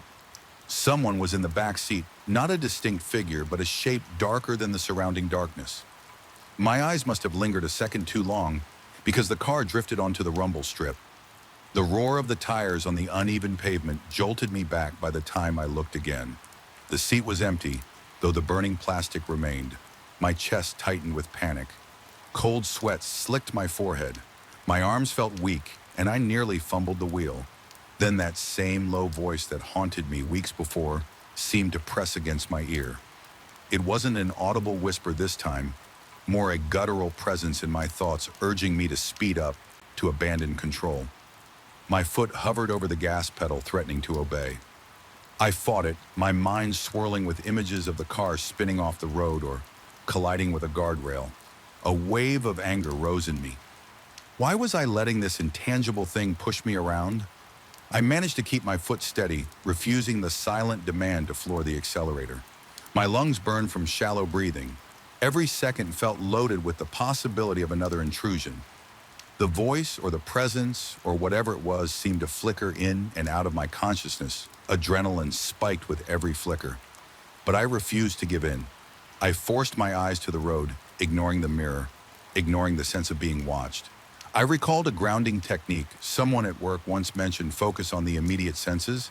I took stock of the smell of my own sweat, the leather of the steering wheel under my fingers, the hum of the engine. Slowly, my panic receded enough to let me think clearly. When I finally pulled into my driveway, I slammed the car into park, cut the engine, and leaped out, letting the door swing shut behind me. My breath came in ragged gulps. The entire drive from hospital to home had felt like a balancing act between life and madness. I staggered to the front door, half expecting the porch light to flicker off or the lock to resist my key, but everything was normal. Once inside, I flipped every switch, bathing the hallway in a harsh, comforting glow. I couldn't stand darkness, not anymore, for hours. I paced the living room, too wired to sleep, too shaken to sit still. My reflection in the window looked hollow-eyed, as if I'd aged a decade. In a few weeks, I couldn't keep living like this, consumed by fear. Every time I got behind the wheel, part of me wondered if I should just quit my job, but that wasn't practical. Another part worried that I was losing my grip on reality. Was it stress, a psychotic break, or was there really something malevolent clinging to me? Eventually, I decided to confront it directly in my own way. I set aside the next day to thoroughly clean my car inside and out. I vacuumed every inch, scrubbed the seats, wiped down the windows, and sprayed disinfectant until the chemical smell overpowered everything else. I performed these tasks almost ritualistically, as though purging the vehicle of whatever darkness had nestled there. I even played music on my phone while I worked, hoping the lively tunes would drive away the oppressive silence. That evening, I approached my commute with tense determination. My heart pounded painfully, but I was resolute. I started the engine and let it idle while I took deep breaths as I pulled onto the road. A sense of unease enveloped me, but I felt a faint glimmer of something else, maybe defiance. The drive stretched on each mile, seeming to test my resolve. When the radio flickered with a whisper of static, I turned it off when the smell threatened to creep into the vents. I rolled the windows down, letting the cold air sting my face. And when the sense of presence in the back seat surged, I refused to meet it in the mirror, keeping my gaze locked on the road somewhere along that route. An odd clarity arrived. It was like a switch flipping in my brain. I recognized that my fear fed this thing, whether it was external or a product of my own fragmented psyche. The more terror I released, the stronger it became. So I focused on slow, rhythmic breathing, telling myself that, supernatural or psychological, it had no right to control me. My heart was pounding, but there was a new steadiness in my hands by the time I reached the final bend near my home.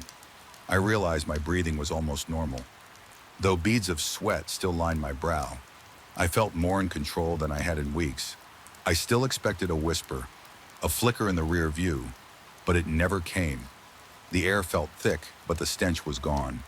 The oppressive weight in the car seemed to have lifted, leaving behind only the faint hum of the engine and the quiet rustle of wind through the window crack when I parked in my driveway. The silence of the night was still unsettling, but it no longer felt like a threat. My chest still fluttered with residual adrenaline, yet I sensed something had shifted. Whether I had banished a genuine dark force or simply conquered my own mind, I wasn't sure. All I knew was that I had faced it, refused to be its puppet. As I stepped out of the car, I took in a shaky gulp of the cool air and let the tension uncoil from my muscles. Since then, I've continued my late shifts driving that same deserted road. I can't say everything feels normal. There are times when I catch a fleeting shape in the corner of my mirror or sense an unsettling hush behind me, but the voice no longer commands me. The presence, if it remains, now finds me harder prey. Sometimes I question if the entire ordeal was a manifestation of my own overworked, anxious mind, or if something truly unearthly latched onto my weariness that night. Either way, I carry that memory like a scar, a reminder of how thin the boundary between reality and nightmare can become. Even now, as I turn the key in the ignition after a grueling shift, I take a moment to steady myself. My heart inevitably thuds a little faster. My palms dampen on the steering wheel, and the hair on the back of my neck prickles with that ancestral fear of the unseen.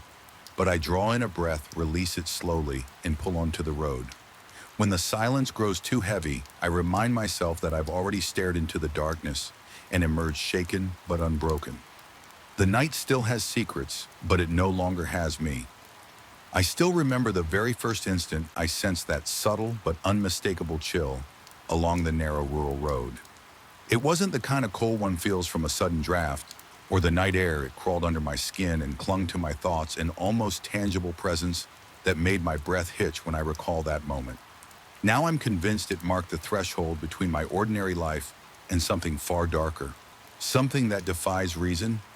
Even now, thinking about it sets my heart racing, and I can practically feel the hairs on my arms standing on end. I walk that back road most weekends. It starts just a few miles from my house, winding through fields and patches of woods before looping around a wide meadow during the day. It's a peaceful place, big sky, the earthy scent of tilled soil, the distant sound of crows calling. I've always found it calming to wander there, letting my mind drift away from work stress. But after the night I saw those lights, everything changed now. Even the thought of returning to that spot makes my breath quicken. My chest tightens at the memory of the way the air felt wrong, and how my heart pounded so loudly I was sure it would echo through the quiet countryside. I had gone for a late evening stroll, something I often did when insomnia kept me awake. I like the hush of nighttime, when the stars burn bright and the world settles into a slower rhythm. The moon was only a slim crescent that night, barely illuminating my surroundings. The soft crunch of gravel under my sneakers and the brush of the occasional night breeze against the leaves were the only sounds I remember, trying to focus on my breathing. Inhale, exhale, trying to let the day's tension melt away.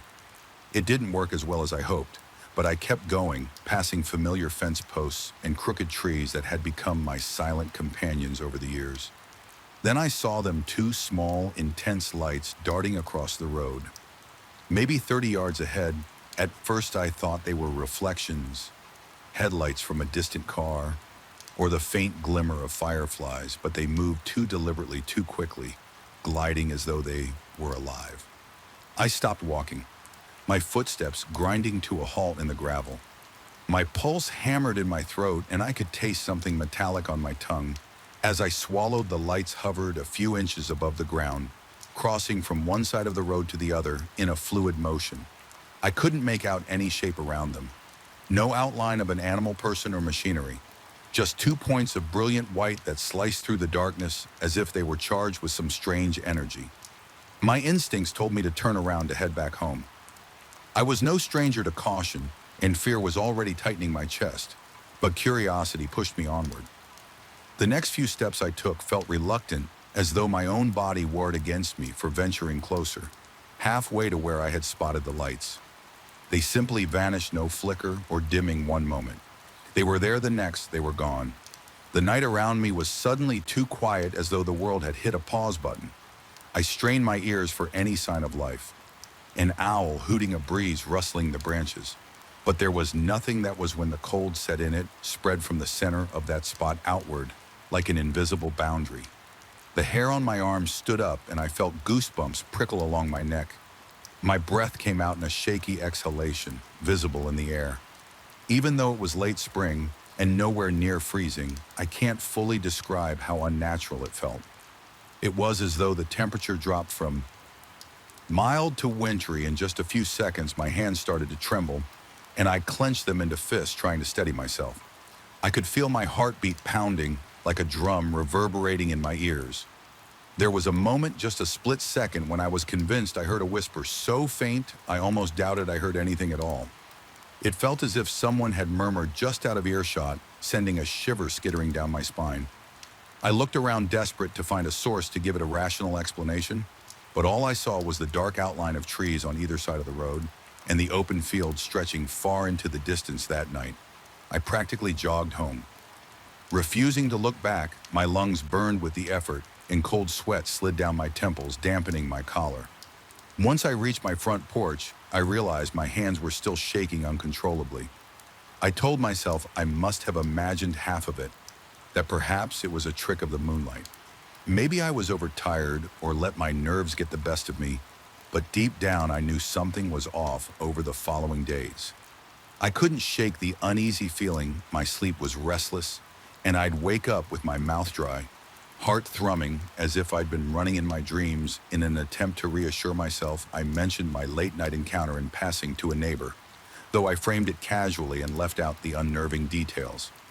The neighbor simply shook their head, said they'd never seen anything like it, and suggested it might have been a reflection from some new farm equipment. I didn't press the matter. Something about describing the experience in detail felt like I'd be opening a door I wasn't ready to face, but I couldn't resist the pull of that rural stretch. And the following weekend, I decided to walk it again, this time right before sunset, so I wouldn't be in complete darkness. As I approached the spot where the lights had appeared, my heart began to race. The sky still had remnants of orange and pink along the horizon, and I could see enough to avoid tripping on loose stones. However, the closer I got, the more I noticed a kind of hush descending over the area. The evening chatter of birds seemed muted, and the wind that ruffled my hair just moments before felt oddly distant. I swallowed hard, tasting that familiar metallic tang on my tongue again. My breath grew shallow, a new wave of anxiety twisting in my stomach. I lingered there, scanning the ditch on both sides of the road. Everything looked normal. There was a drainage channel, a few patches of wildflowers, and old wooden fence posts leaning at precarious angles. Yet the tension in the air was palpable. It felt like standing on the threshold of a room where something lurks just behind the door. I was jumpy. Even the sound of a twig snapping under my shoe made me flinch. I half expected the lights to reappear, but that didn't happen. Instead, I felt this pervasive sense of being watched. It was almost oppressive, a sensation that made every muscle in my back tighten until I had to force my shoulders to relax. I left that evening before the last traces of sunlight disappeared, feeling uneasy and more confused than before. The following days, I couldn't stop thinking about that place. It was as though a part of me was trapped there, replaying the memory of those hovering lights in the unnatural cold. My appetite diminished, and I found my thoughts drifting at work, my hands trembling whenever I recalled the sensation of that quiet.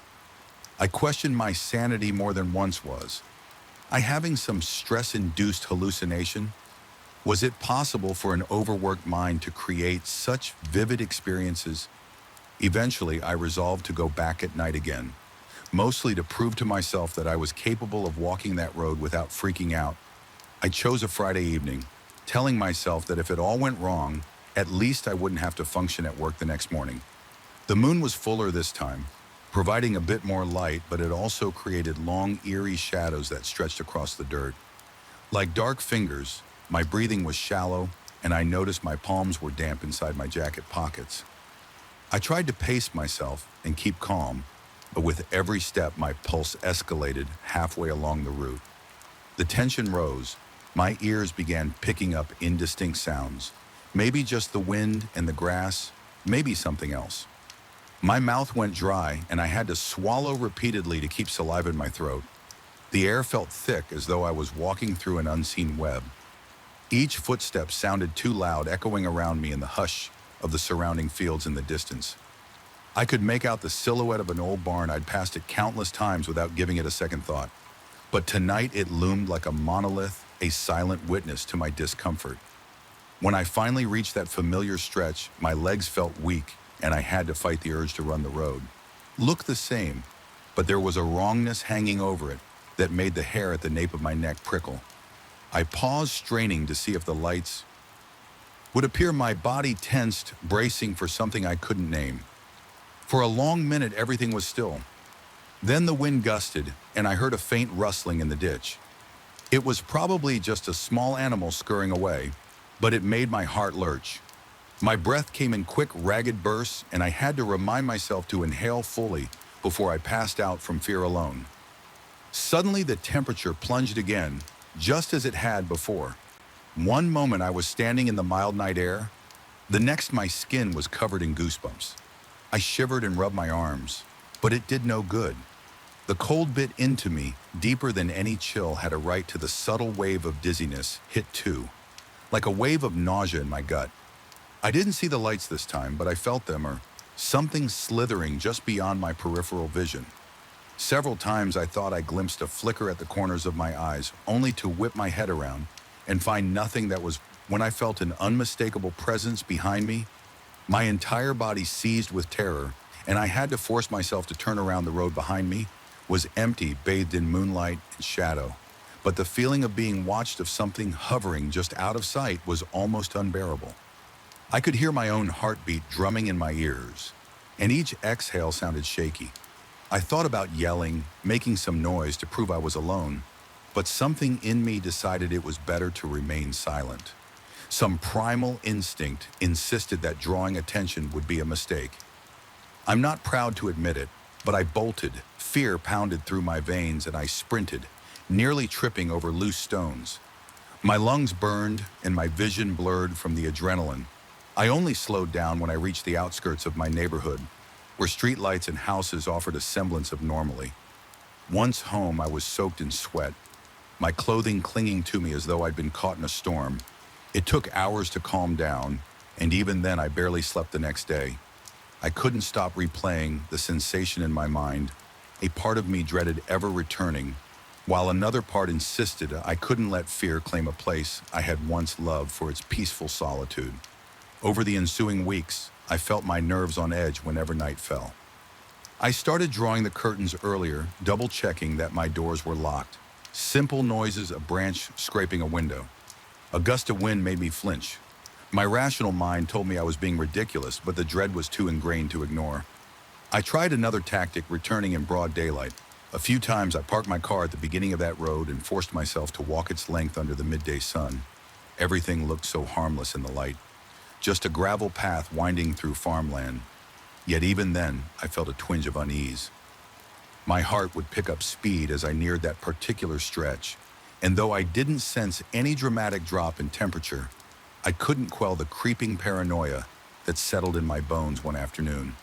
I stood there forcing myself to remain calm and take in every detail: the curve of the fence line, the scattering of pebbles, the tall, whispering grass. As I did, I had the distinct feeling that the place was studying me in return.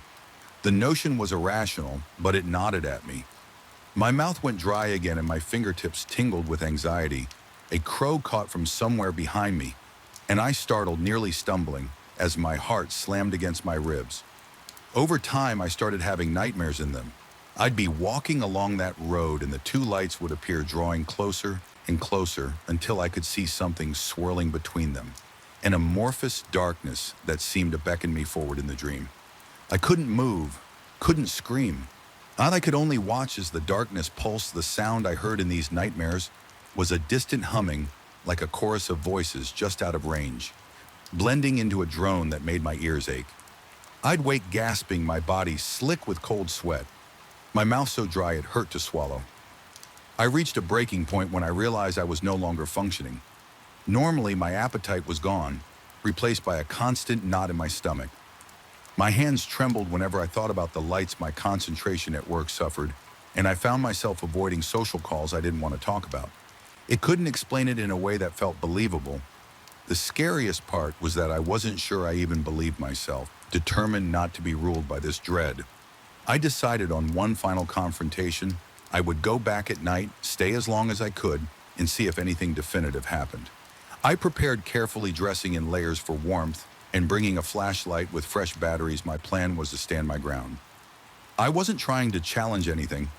I'm not that foolish, but I wanted to face it to see if I could find any logical explanation. Perhaps if I confronted it head on, I'd discover some mundane truth, and my fears would dissipate. I arrived just before midnight. The night was cool but not cold, the sky clear and shimmering with stars. My flashlight cut a narrow beam through the darkness. Each step crunched on the gravel, echoing in a way that seemed unnaturally loud. By the time I reached that dreaded spot, my pulse was already racing and my breathing had grown shallow. I flicked off the flashlight, letting my eyes adjust to the moonlight. The silence pressed in on me like an invisible weight. Once again, I felt sure there were eyes on me, or something that passed for eyes hidden in the gloom. For a few minutes, nothing happened, and I felt the smallest flicker of relief. Maybe it really had been my imagination. Maybe I'd conjured this terror out of stress and sleepless nights. My heart rate began to slow. My breathing steadied. Then out of the corner of my eye, I saw the faintest glimmer, a flicker of white nearly at ground level. My entire body seized with dread. The lights were back dancing at the edges of my vision. I forced myself not to move. Though every instinct screamed at me to run, the temperature plummeted sharper and more brutal than ever before. My teeth chattered and I could feel my muscles contracting. Involuntarily, my flashlight suddenly died, plunging me into near-total darkness. Panic surged through my veins, but I fought to keep control. Then came the hum, that low frequency I'd heard in my nightmares, vibrating in my chest and rattling my bones. It felt alive, scraping against the inside of my skull. I wanted to clamp my hands over my ears, but I was too terrified to move. I tried to speak, to ask what it wanted, but my voice caught in my throat. My lungs felt constricted, as though something was gripping me from within. The lights flickered closer, small white orbs bobbing in the darkness, and for an instant I thought I saw shapes coalescing around them like swirling shadows. My vision blurred with tears, not from sadness, but from an overwhelming primal fear. Every nerve in my body was on fire, and then as abruptly as it had started, it ended. The humming stopped, the lights disappeared, the temperature reverted to a normal, if not slightly cool night. My flashlight flickered back to life, beam cutting through the darkness once more. My body was shaking, my knees weak enough that I nearly dropped to the ground. I felt an emptiness where that presence had been no less terrifying because it left behind an echo, a sense that I had been judged and allowed to leave, but not free of consequences. I stumbled back to my car, each breath ragged in my chest all the way home. I kept glancing in the rearview mirror, half expecting to see those lights trailing me. By the time I reached my driveway, my clothes were damp with sweat and my heartbeat thrummed so violently I thought it would crack my ribs. I fumbled my keys and almost couldn't open my front door. Once I was inside, I leaned against the wall, letting out a shuddering breath I'd been holding since it began. I don't know exactly what lurks out there, but I'm certain it's something beyond my understanding. The road hasn't changed on a map. It's still just a simple dirt path winding through farmland. But when I recall the feeling of that presence, the hum that resonated inside me, I'm convinced there are pockets of our world that defy logic, places where reality thins and something else bleeds through. I don't walk there at night anymore. I've promised myself I won't be that foolhardy again.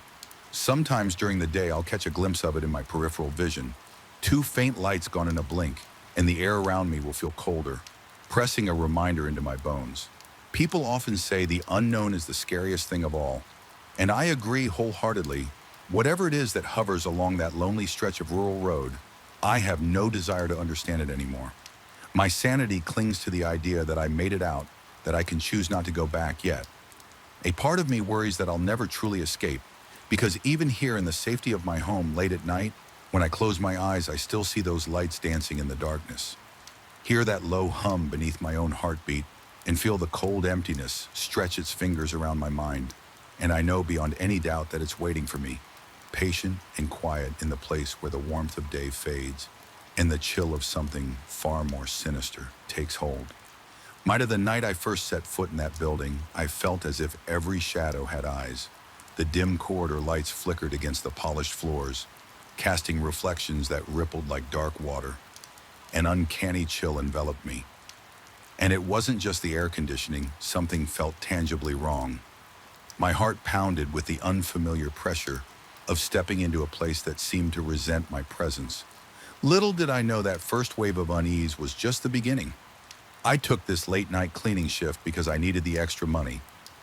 I worked days as a maintenance assistant in a warehouse, but inflation and unexpected expenses hit me hard when a friend mentioned that a commercial building downtown was looking for someone to handle nightly sanitation.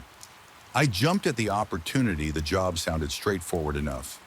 Empty the trash, vacuum the hallways, wipe down surfaces in the waiting areas, and lock up before dawn. Simple tasks I was already familiar with, though I never anticipated the sense of dread that would seep into my bones each night during the first week. Nothing too dramatic happened. I'd walk the empty corridors after all the clinics had closed, my footsteps echoing off the tall ceilings. The fluorescent lights buzzed overhead, sometimes fluttering out for a second and then humming back to life. I brushed off the flickers as poorly maintained wiring, Yet even then, I had this deep-rooted sensation of being watched. My neck prickled as though invisible eyes traced my every movement rationally. I told myself I was imagining things. This was a vacant space at midnight. After all, one evening, around the time I was finishing the last hallway, I sensed something behind me. It was like a soft rhythm of footfalls that matched my pace. I spun around, expecting to see someone who might have stayed late, but the corridor was empty. The overhead lights cast their faint, sickly glow on the floor.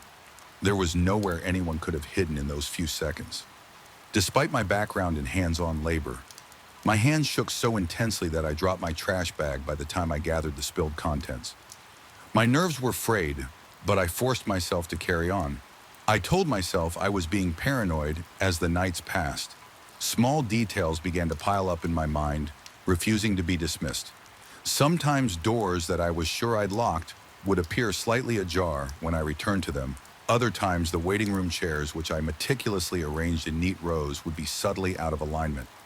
More than once, I noticed smudges on the windows of certain offices' marks that looked almost like handprints, but they were too high or at too strange an angle for anyone to have made them.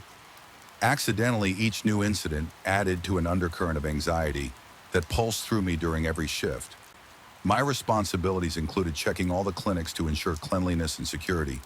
There were various types of practices in the building: a general practitioner, a physical therapy center, a small radiology unit, and a couple of dental offices. Most nights I never encountered another soul, the staff all left by early evening. It felt like I was the sole occupant of that strange and unnerving world. Yet the quiet didn't soothe me. Instead, it amplified every drip of a faucet, every hum of an electrical circuit, and every scuff of my shoe on the linoleum. It was one particularly late night, close to 2 in the morning, when something truly bizarre happened. I was making my usual rounds with a rolling trash bin. The hallway was narrower on the 6th floor where the physical therapy center was located.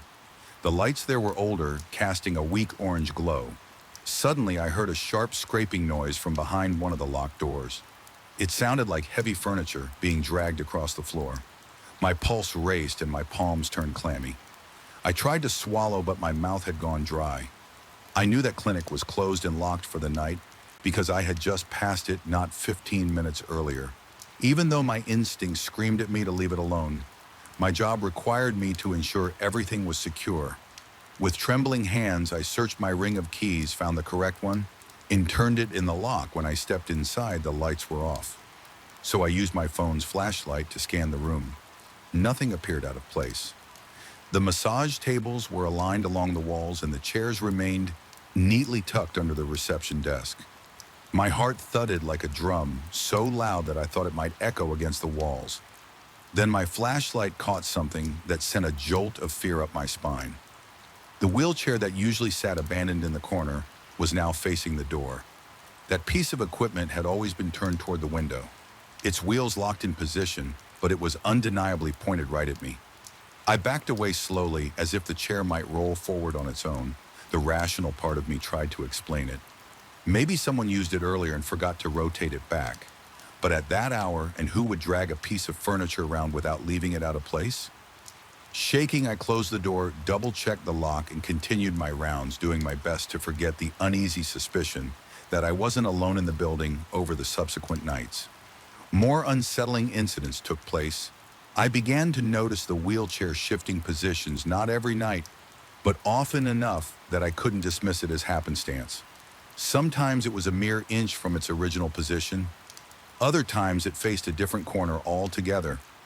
Each time I opened that door, my heart hammered against my ribs, and a cold sweat broke out on my forehead.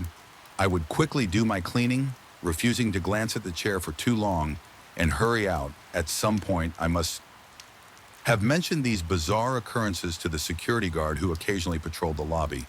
He merely shook his head and said quietly that he also felt something uncanny in the corridors at night. He didn't detail it further, but his expression said enough. I wasn't imagining things. Even so, I tried to push that acknowledgement away. Admitting that something truly unexplainable was happening felt like stepping off a cliff into dark, bottomless waters. As the weeks went on, the sense of being followed grew stronger. I'd sometimes catch a glimpse of movement out of the corner of my eye, a shadow that darted around a corner, or a shape that slid into an office. Whenever I tried to chase after it, I found only empty rooms and silent, sterile corridors. My hands would tremble, a slick film of sweat covering my palms. My breath would come in quick, shallow gasps, as if I'd just run a marathon. I began second-guessing my own senses. After all, who wouldn't question their sanity? Under those conditions, I started going to bed later, and later spending hours on the couch at home, after my shifts, staring at the turned-off TV, replaying every bizarre moment in my mind. A gnawing sense of dread settled over my everyday life. It was worse on the nights I had to clock in, because the anticipation of returning to that building weighed on me like an anchor around my ankles in an attempt to feel more secure. I started carrying a small flashlight on my belt and a utility knife in my back pocket. The flashlight was mostly for my own peace of mind, but the weight of the knife reassured me, even though I couldn't say what I was defending myself against. The blade offered a tiny measure of psychological comfort. One particularly harrowing night, the power went out across an entire floor.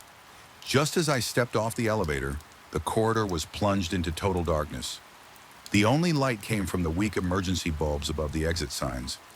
I fumbled for my flashlight, my heart thudding like it was going to burst out of my chest in that murky glow.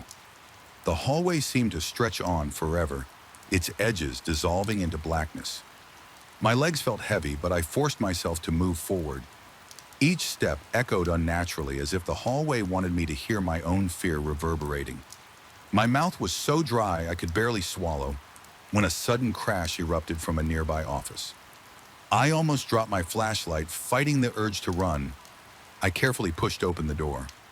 It was the same physical therapy room as before. The wheelchair now lay on its side, one wheel still spinning slowly as if it had just been toppled. My instincts clamored for me to flee, but I couldn't tear my eyes away from that slowly rotating wheel. It felt as if someone was in that room with me, just out of view, waiting for the perfect moment to reveal themselves. The tension was suffocating, like a lead weight pressing down on my chest. My breath rasped in my throat. I found the light switch near the entrance, but flicking it on did nothing. The office was swallowed in darkness, except for my flashlight's narrow beam. I paused, scanning every corner, every shadow, my knife in one shaking hand. Nothing stirred. Finally, I picked the wheelchair up and set it in its usual spot. My pulse still racing. The instant I left the office, the hallway lights flickered back on. That was enough for the night. I told myself I would finish early. I rushed through the remaining tasks and signed out. After that, I avoided the 6th floor as much as possible, but I couldn't neglect my duties entirely. The next few days were relatively calm, aside from the persistent feeling of being watched. Then an incident occurred that shattered any illusion of normally I had been clinging to. I was on the 9th floor collecting trash from a waiting area when I heard a resonant whisper, as if someone was calling my name from a few feet away. The voice was soft, almost gentle, but it cut through the silence like a knife. My entire body froze, every hair on my arms and neck standing upright. I looked around wildly, shining my flashlight behind the chairs and around the reception desk. No one was there at that moment. My rational brain gave way to pure panic. I sprinted to the elevator, stabbing the button repeatedly, my breath, ragged heart pounding against my ribs. The elevator doors took an eternity to open. When they finally slid apart, I dove in and nearly fell against the back wall, my knees weak with terror. I jabbed the button for the lobby and watched with mounting dread as the doors closed, as if I expected something or someone to slip inside. At the last second, the ride down was excruciatingly slow, and in that tiny metal box, I couldn't rid myself of the suffocating sensation that I was not alone. My eyes scanned every corner, expecting a shape to emerge from the shadows. The following night, I tried to rationalize that I was merely sleep deprived, that stress was taking its toll. But deep down, I couldn't deny that something was fundamentally wrong with that building at night. Sometimes I felt a presence behind me so strongly that I'd whirl around abruptly, only to find the corridor empty. My palms would sweat uncontrollably and my chest would tighten. I could feel my sanity fraying like an overstretched rubber band, on the verge of snapping. Things escalated to a final confrontation that made me question my own senses more than ever. I was doing my rounds near midnight, trying to push through the tension, by mentally reciting a list of chores, reaching the physical therapy suite. I steeled myself before unlocking the door. My plan was to do a quick sweep and leave. As I entered, the overhead lights flickered, and I saw the wheelchair in the far corner facing the window again. For a moment, I breathed a shaky sigh of relief. At least it appeared normal. But the second I stepped farther into the room, the lights went out with a loud pop. Complete darkness enveloped me. My flashlight flicked on, revealing the wheelchair's reflective metal. My hand was trembling so much that the beam quivered across the walls. A faint scraping sound, like metal against linoleum, came from somewhere in the darkness. It was followed by a soft squeak, reminiscent of an old hinge being forced to move. My entire body tensed. I jerked the flashlight around, searching for the source in its narrow beam. The wheelchair was now angled slightly toward me, as if it had moved on its own. My breath caught in my throat. A wave of cold terror rolled through me, leaving me paralyzed for a few heartbeats. Something inside me snapped. Then the blend of fear, paranoia, and exhaustion ignited a surge of adrenaline. I flipped the flashlight off, plunged in darkness, and darted out the door. Not caring if I dropped my supplies as I ran down the corridor, I sensed something behind me, but I refused to look back.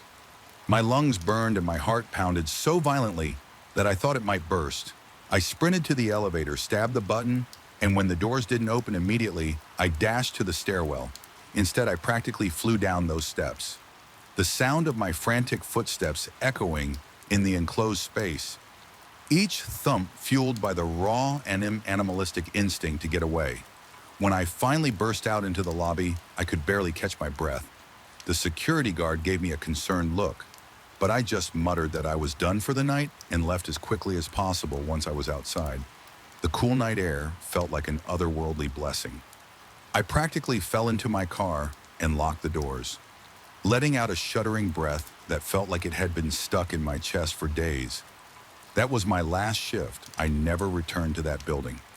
Maybe I let down the management by not giving notice or returning the keys in person, but I couldn't bring myself to step foot in there again. When I dropped off the keys at the administrative office the next morning, I simply told them I couldn't fulfill my duties anymore. There was no argument from their side, just a collected nod, as if they'd heard this before. Even weeks later, I still can't shake the feeling that something followed me out of that place at night when the house is quiet. I sometimes imagine that I hear faint scraping sounds in the corners or detect movement in my peripheral vision. My heart still races at unexpected noises, and I've started leaving multiple lights on, even though it costs more on my electricity bill, just to keep the darkness at bay. I don't know what truly lurks in those corridors. After midnight, perhaps it's my own mind unraveling under pressure, or perhaps something inexplicable resides there, feeding on the loneliness and silence. All I know is that the experience changed me. My pulse quickens even now at the memory of the wheelchair angled toward the door, as if waiting for me. It stands as a testament to the shadows we can't fully explain, and the horrors that might exist just beyond our narrow scope of understanding. I walked away with my life intact and no tangible scars.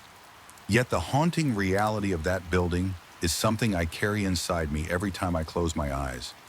I'm back in that dark corridor, hearing the faint scrape of something that shouldn't be there, feeling an unseen presence breathing down my neck, and I'm certain I'll never truly be alone again.